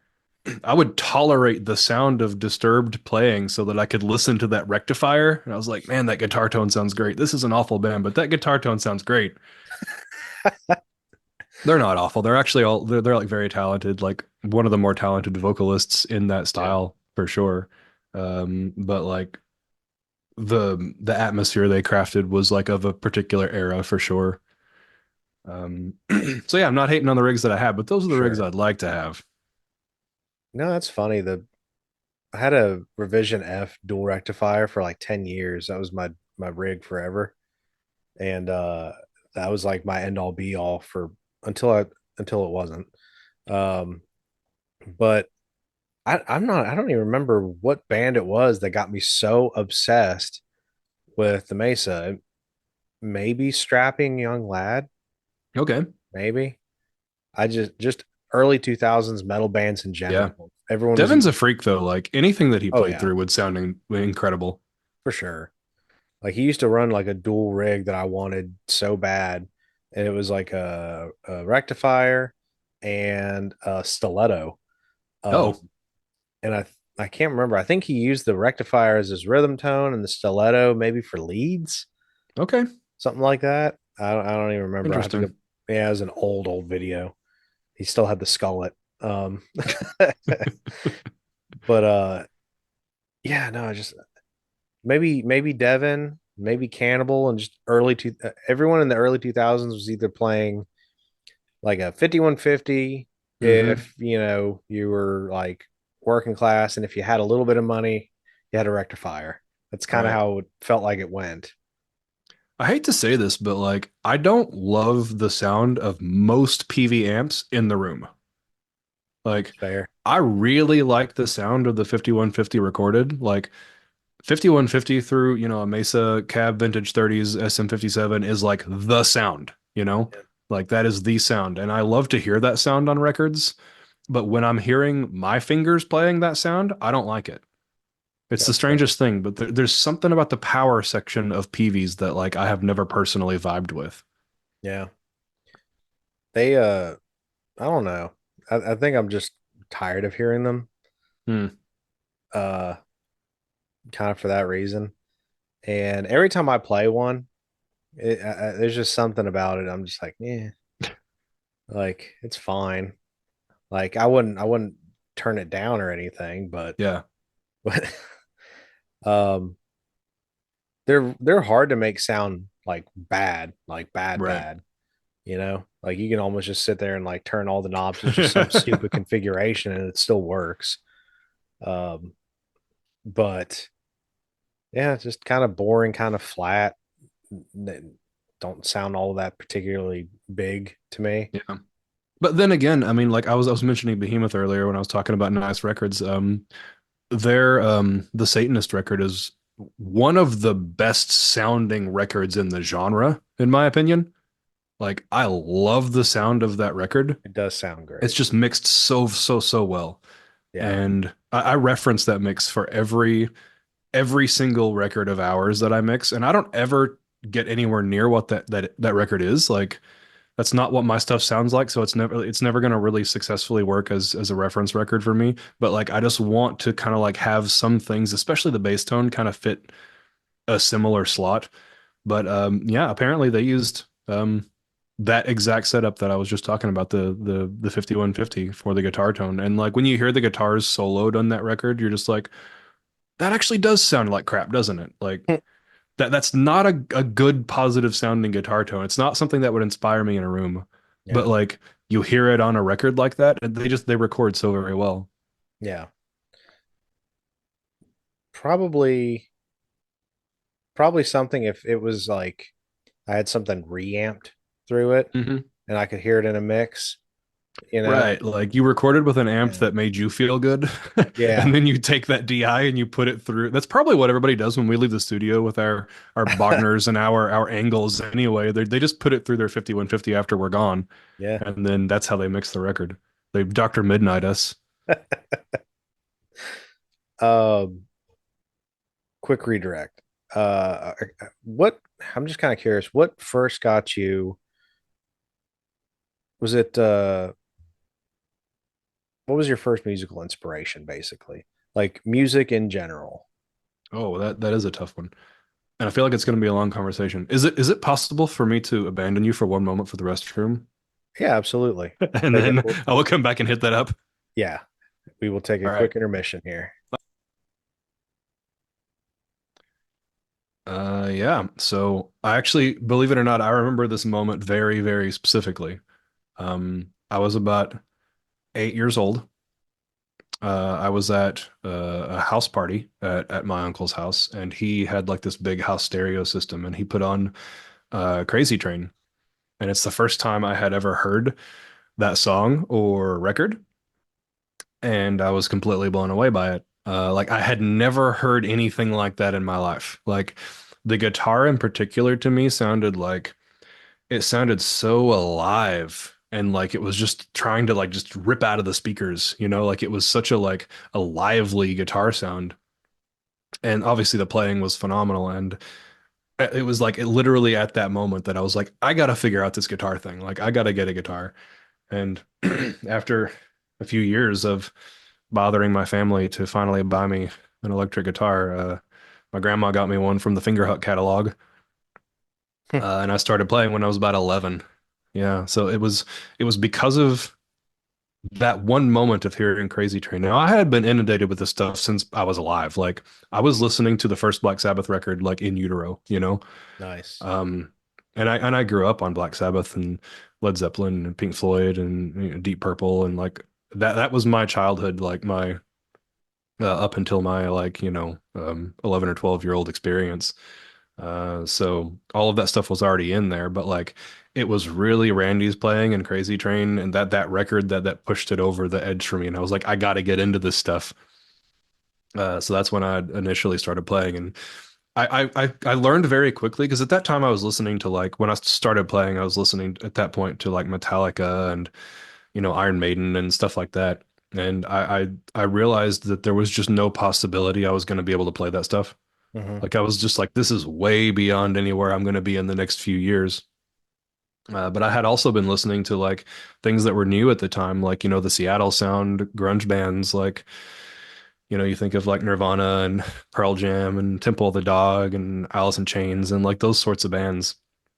I was listening to a lot of that kind of stuff, and it was a lot more approachable for learning how to play and being able to play with others. Um, so started playing a lot of that kind of thing, but had always had those metal roots, like I had always adored that first Black Sabbath record in particular, Oh yeah.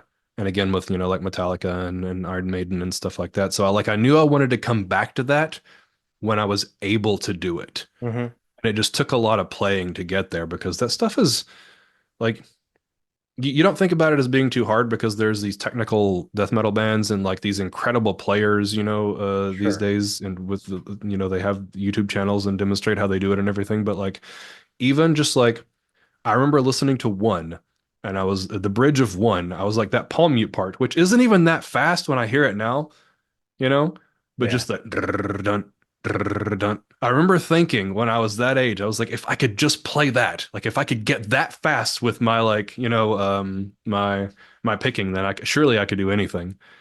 So that stuff actually is a lot harder to play than you think for those who might not know how to play those songs. Like it takes years to get there. At least it did me because I didn't have anybody really showing me. Like Yeah. I had my uncle who was kind enough to, give me some lessons initially when I was younger and, show me how to tune the guitar and get me into it and everything. But he didn't know how to play Metallica.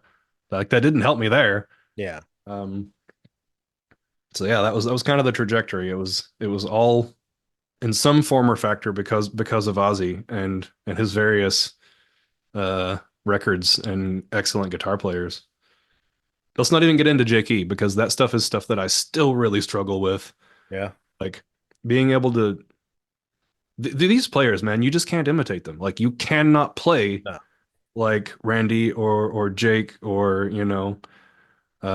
any of those people. Like I don't know how one could do it. Yeah.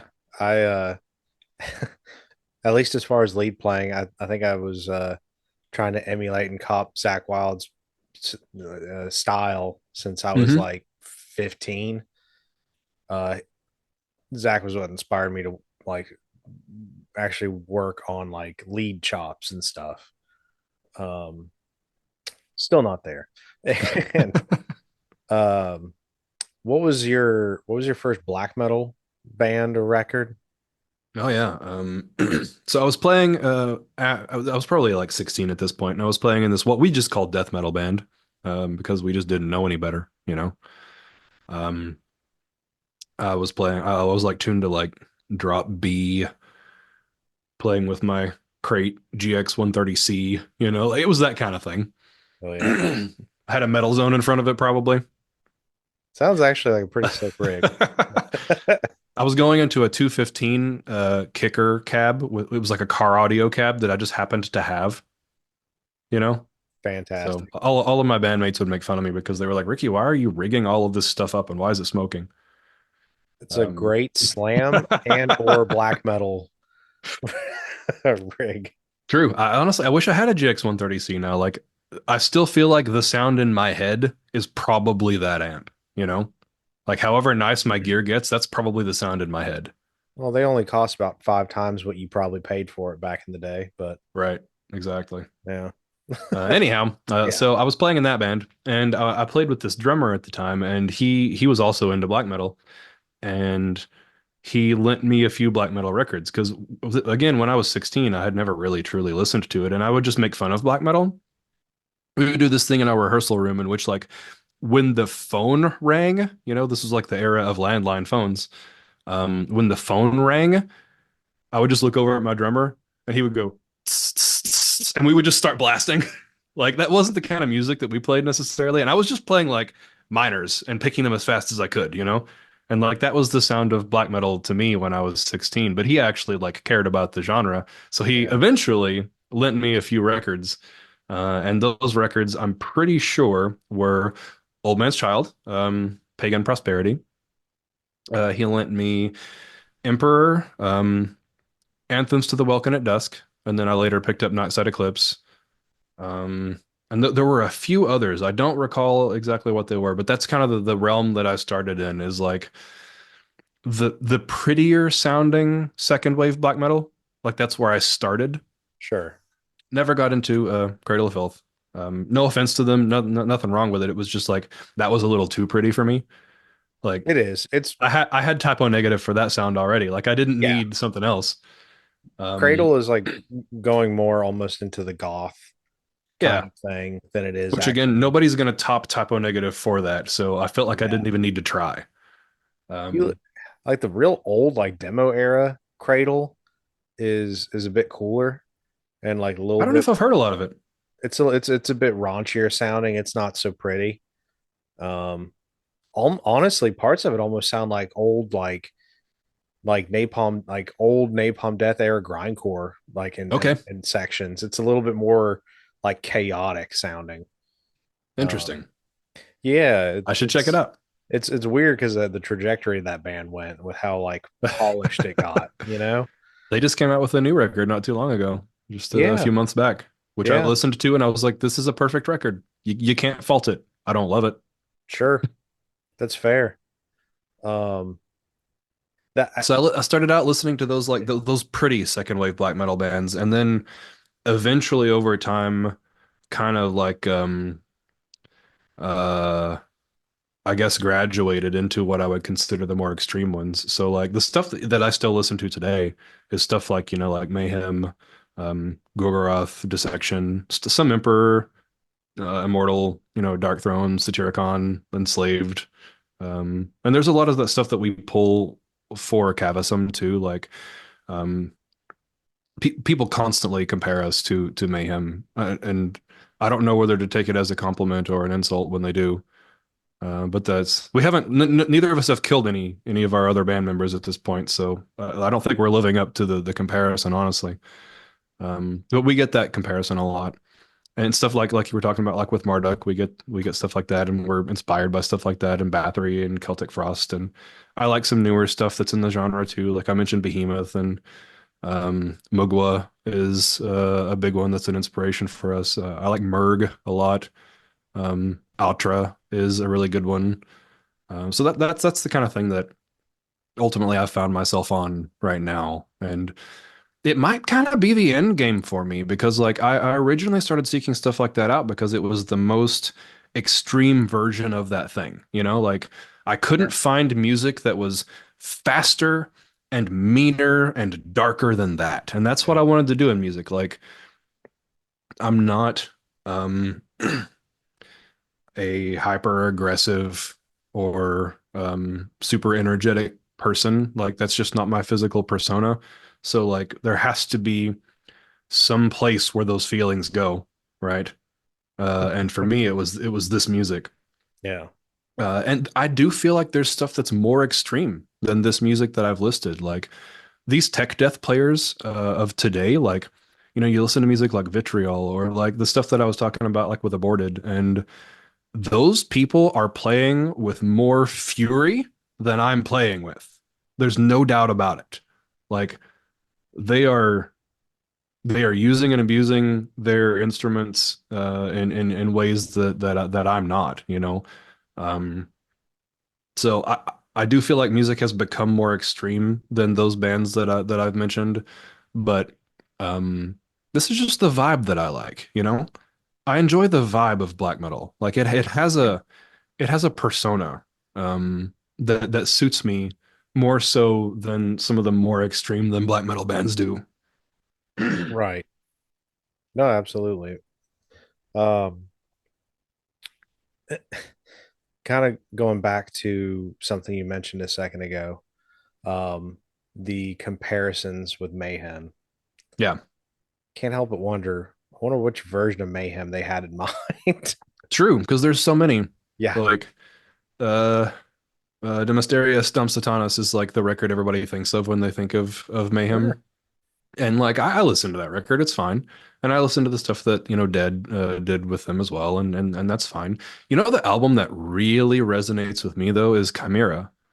Um It's a great record. it's the first record of theirs in which they like became much more mature as musicians. Yeah. They had brought on a new guitarist that seemed to be a little bit more progressive at that point, Hmm. you know. They included some like very strange and experimental like guitar playing in particular, and like I just loved that record. I still listen to that record all the time.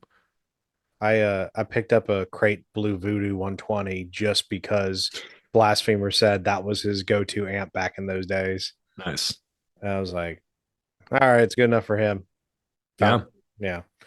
I've never been able to jive with that amp. Like I don't know why. I wanted to because it was the tube crate amp, you know? Oh, sure. But for some reason it never it sounds fine. I can't make it sound great. Maybe plenty, obviously people can. Like if Friedman is using one of those or was at some point and he's making it sound great, then it can sound great, but I can't do it. I doubt he ever really used it. I think he just did this for a magazine. He just posed in front of a wall of them and we all saw it. He's kind of not Crate specifically, but he's kind of confessed he did that a lot back in the day. So like if he got an endorsement, it meant he could eat food for the next month. Um, I don't blame him. yeah, If Behringer or somebody was just like, hey, will you stand in front of our amps and I'll give you a check for $10,000? I'd be like, yes, yeah, yes, I will. exactly. I will do that. Um, Because anybody who's out there, this is going to sound like such a poser thing to say, but anybody who's out there making money in the music industry, I applaud you. You know, yeah, like I don't care if you're writing jingles for, YouTube commercials. Like I do not care if you're making money in the music industry, you're doing way better than most musicians are, and I can't sure, hate on you for it. absolutely. Um, it for most of us, it's a labor of love, and you know, for a lucky few, it's like, oh, actually get to make a living doing that. I'll never get there, and that's fine. And to be honest, I don't want to. Like, as soon as something becomes a job, that's Yeah, when it starts taking a toll on you, you know? Like, don't get me wrong, I love making guitar pickups. Like, it's so cool to start with these like bare just bass components and then end up with something that can create these sounds. Like, that's yeah, incredible, right? It's like alchemy. Um, but I did make it a job, and it is now an obligation in my life. I try to keep my band. I try to make sure that nobody ever pays me for anything when it comes to my band. I'm almost mad when somebody buys a record because I'm just like, no, like I don't want this to ever turn into a return for me because as soon as it does, I'll start thinking about it. And I'll be like, why did they buy that song? What was it about that song that they liked? Why did they buy that record instead of this one? Should I play more like that record? Like, I don't want to think like that. yeah, I just want to make the music that comes to me, you know, sure, and I want to not care if anybody ever hears it or not. yeah. That's what I want. There's which okay, so this take you could almost argue it means nothing coming from somebody who hasn't made a living in the music industry in any capacity, but whatever. Um, well, I guess within the context of me doing this YouTube channel and self-releasing music, right? This is where I'm at in the music world. So there are plenty of little things that I could do to help grow this channel, to help promote my music more. And it's basically doing an awful lot of cringy self promotion things and using really, really dorky thumbnails of me going, like, with like cartoony backgrounds and, clickbaity titles. Um, I Or could, alternatively, just even going down a road of like, I took a class on SEO, Mhm. and I was just like, what the hell am I doing? Like, why do I need to know about this? Yeah, Of all the things in the world, like, why do I need to know this? I'm just supposed to make these pickups, right? Like that's the thing that I'm supposed to be doing. So like yeah, all the things you have to learn about to get there, all those things that you were talking about with like exactly how to do the videos and everything. It's like, is this really where my passion lies? Or do I sure. just like talking about gear? Yeah. Well, it the idea of making a living from it, it's basically turning your art into a product. And once you have a product, one of the things that people look for in a product is consistency, Yeah. right? So once that becomes the idea, well, now you have constrictions to that art that you don't want to change the recipe up too much because people want their Coke to be the same. They don't want new Coke. They want classic. So once you start meddling with that, well, really just the idea that there's constrictions to begin with. You didn't have them before, but you have them now. It's like, oh shit. Now I actually have to think within that box I've painted myself into. Right. Now all of a sudden your artistic expression is going out the window, right? I Um, do think that you can create a balance. I do think that it's possible, you know? there's there's definitely bands that have struck a very good balance. Um, you could argue Behemoth has. um, I don't know. I'm not the biggest fan of the direction that they've taken in the latter Yeah. years. I enjoy them and Mastodon both were huge bands for me for a number of years, and I still hold the records that I love in very high regard. And for both bands, I enjoyed watching this like very progressive trajectory that they were both going on. And they just kept pushing boundaries and doing more and more. And it's like you're looking forward to the next record to see how different it's going to be. And oh my God, they did it again. That's like then after a point, it's like both of them just kind of started. It felt like they just kept doing the same thing Hmm. and they quit experimenting as much. They found the level that they wanted to go to push to and started making enough money to where Yeah. they didn't want to push anymore.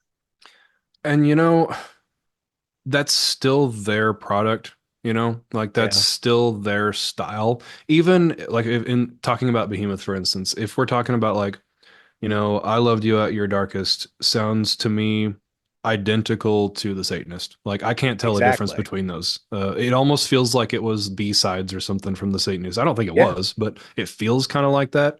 But that's still their creative output. And if they found um, a style that will pay their bills more so than Demigod did, you know, then again, I can't hate on them for it.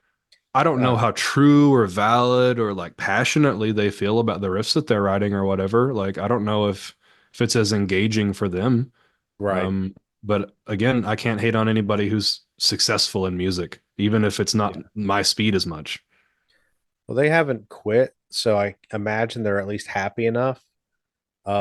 I know for me personally, because I'm wired a little fucked up. The moment I start feeling constrictions, creatively speaking, I start kind of shutting it down. Hmm. Um, and there are bands that I've tried to get off the ground that I kind of bowed out of because I would come up with something, and uh, after enough times of being told, "Oh, this is too much, too this or too that," like keep throwing up these flags, like, "Oh, you can't go too far over here with this or too far over here." If that happens enough, I check out. I The creative process is one of the funnest things and one of the most rewarding things for me in music. Yeah. Um, so I don't fault anybody for it, even whether I like it or not. I get it, but just because I'm kind of weird, I need expression. Like that's why I do it. Um, just pure creative expression, and for at least for me, the moment those you know walls come up, I start checking out. But That's an interesting take, and I have heard that a lot. And in some ways, I feel a little bit like my projects are the opposite in that I have to have some kind of a box to put things in, like a context through which to showcase things, or I would just do everything because like my my personal influences are all hmm over the mark. Like I know we've only really talked about metal hmm today, but like if you were to just ask me point blank on the street who my favorite guitarist of all time is, like my answer would be David Gilmour, like hell yeah, or like Robert Smith. Like those are the people that like were hugely influential to me. So like I can't be, you know, David Gilmour and Robert Smith in a black metal band. Like that doesn't work. yeah. So like don't Hey, even begin to picture it. Don't imagine it. nah, I mean, I like um weird shit though.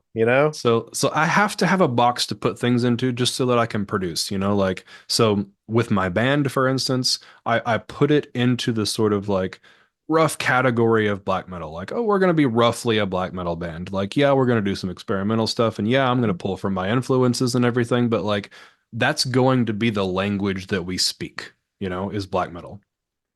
And I do some of the same things with pickups. Like metal is going to be the avenue through which I communicate these things. Like, do I want things that can, like I said, fall in the range of like a PAF style pickup? Like, absolutely, yes, I do. Do I want something that's like, um, totally crushing?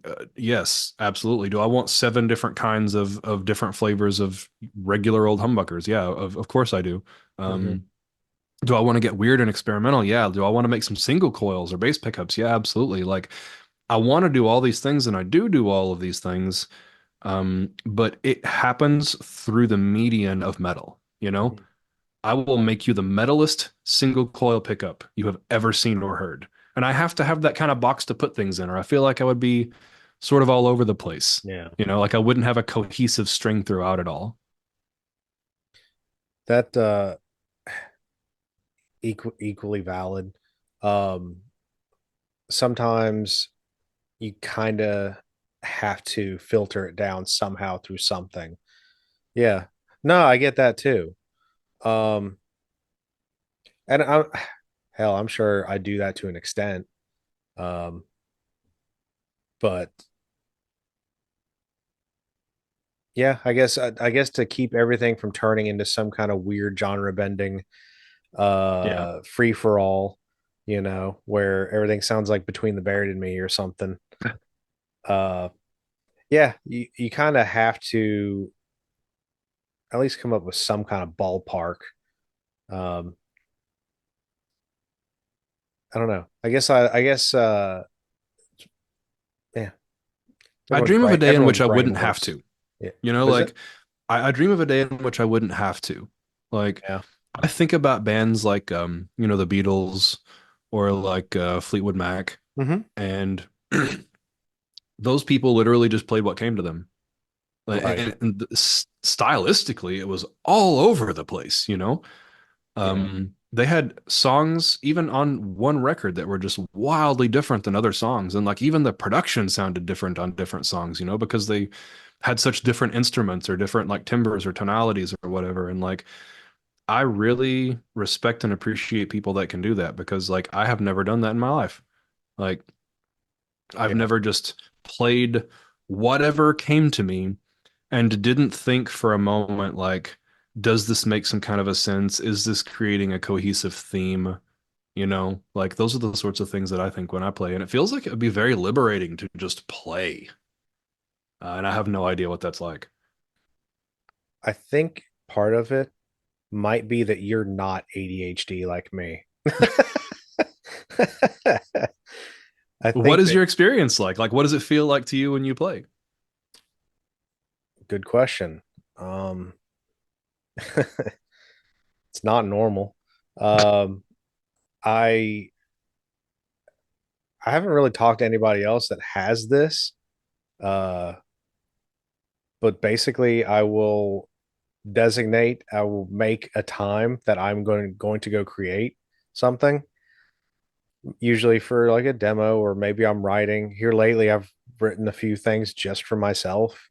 I may not do anything with, but I had to do something. So I will sit down, don't even have any riff ideas in mind or anything.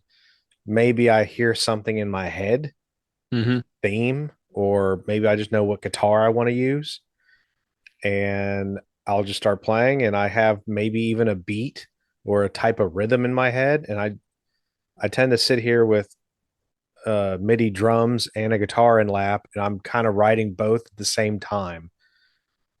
And most of the time it works like this. Sometimes on occasion I get stuck and have to power through, but mostly I just kind of write a song start to finish, just guitar, drums, bass, everything just kind of comes to me in chunks at a time. I'm just kind of following the flow of where I feel the song is taking me. It sounds a little hippie-ish, but That sounds great. Like that sounds like such a more linear experience than the one that I have. but and if my bandmates in Gorthauer uh say that we're more of a black and thrash band now, just because I have some parts that maybe sound a little Slayer-ish thrown in there, and it's like, to me it just sounds like the kind of black metal that I like, which Sure. like we talked about, like Marduk kind of stuff. um but like, that's what I'm saying. Like if there's a thrashy-ish kind of riff, it's like it's still under the guise of it still works in a black metal context in my head. Oh yeah. I mean, look at Dark Throne. Like there's huge Yeah. amounts of Oh, crossover. hell yeah. And to be completely honest, lately, and I say lately, I probably mean the last like 25 years, but like, one of my biggest influences in writing music has been Testament. Like, I Oh yeah. love pretty much everything Testament has ever done. Also some of the better guitar tones, in music. So like when I'm not writing, music for the band or when I'm not testing pickups, Hmm. I'm usually playing thrash riffs. Hell yeah. I love thrash. The band I've probably done the most with was a thrash band, and yeah. It It's just fun. It's fun to play.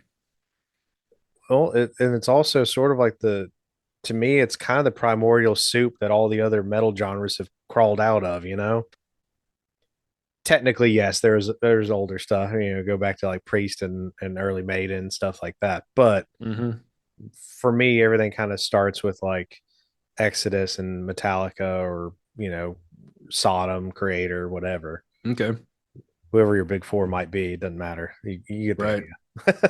idea. It all comes from that first Black Sabbath record for me. Like that Yeah. record was so gloom and doom. It like created the sound of metal, to my ears. Hmm. And there were other contributors too, like, like Deep Purple and stuff. But like that one record, Yeah. and their later records are great too, but it didn't feel just like choking and oppressive the way that first record did.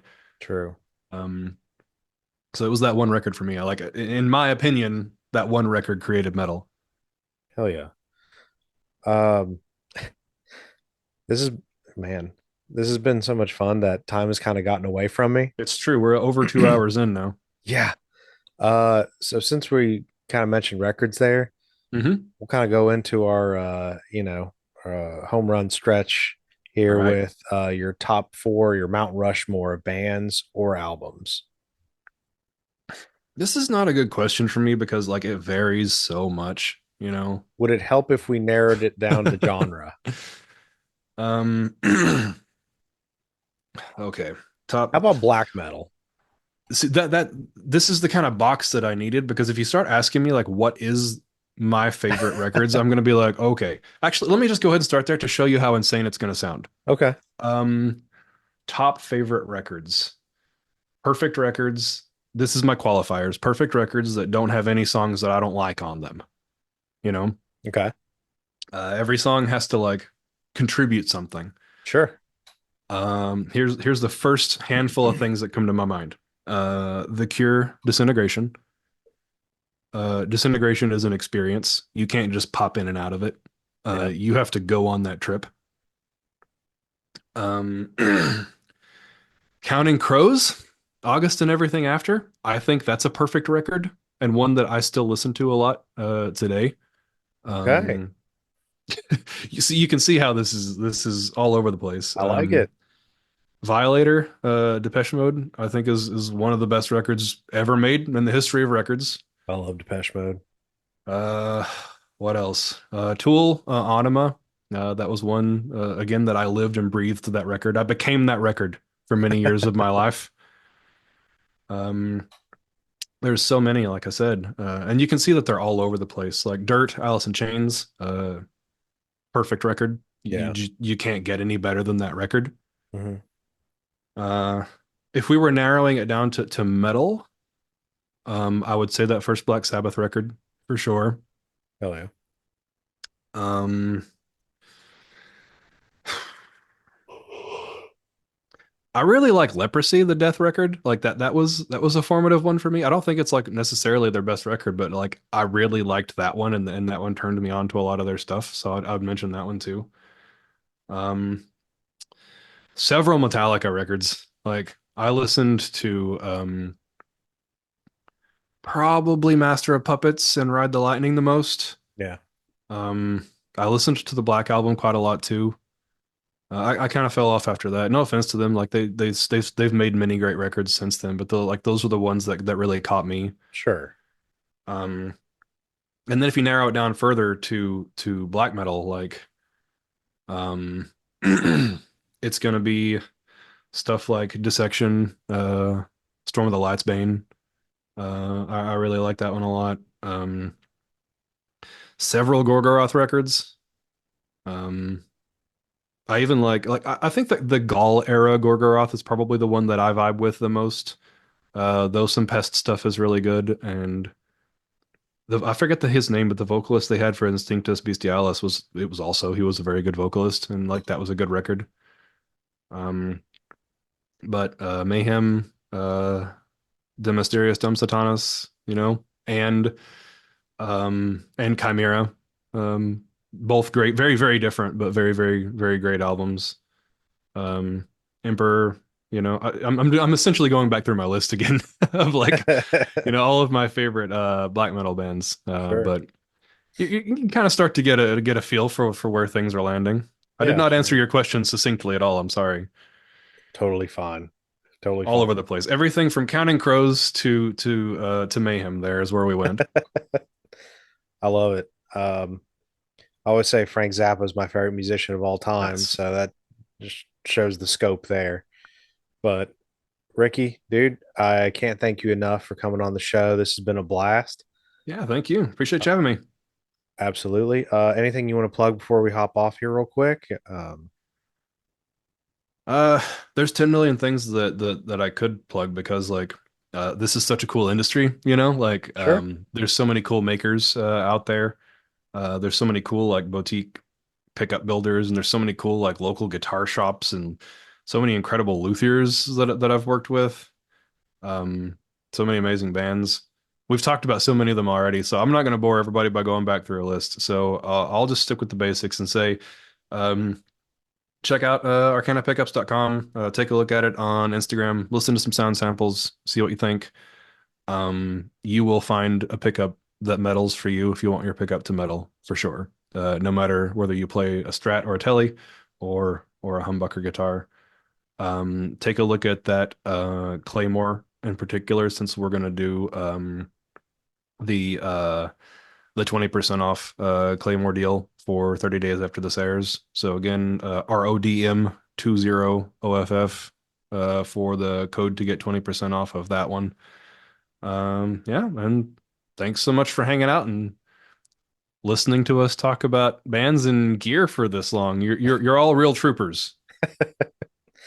Absolutely. Ricky, thank you again. And thanks everybody at home for watching. And we will see you next time. Peace.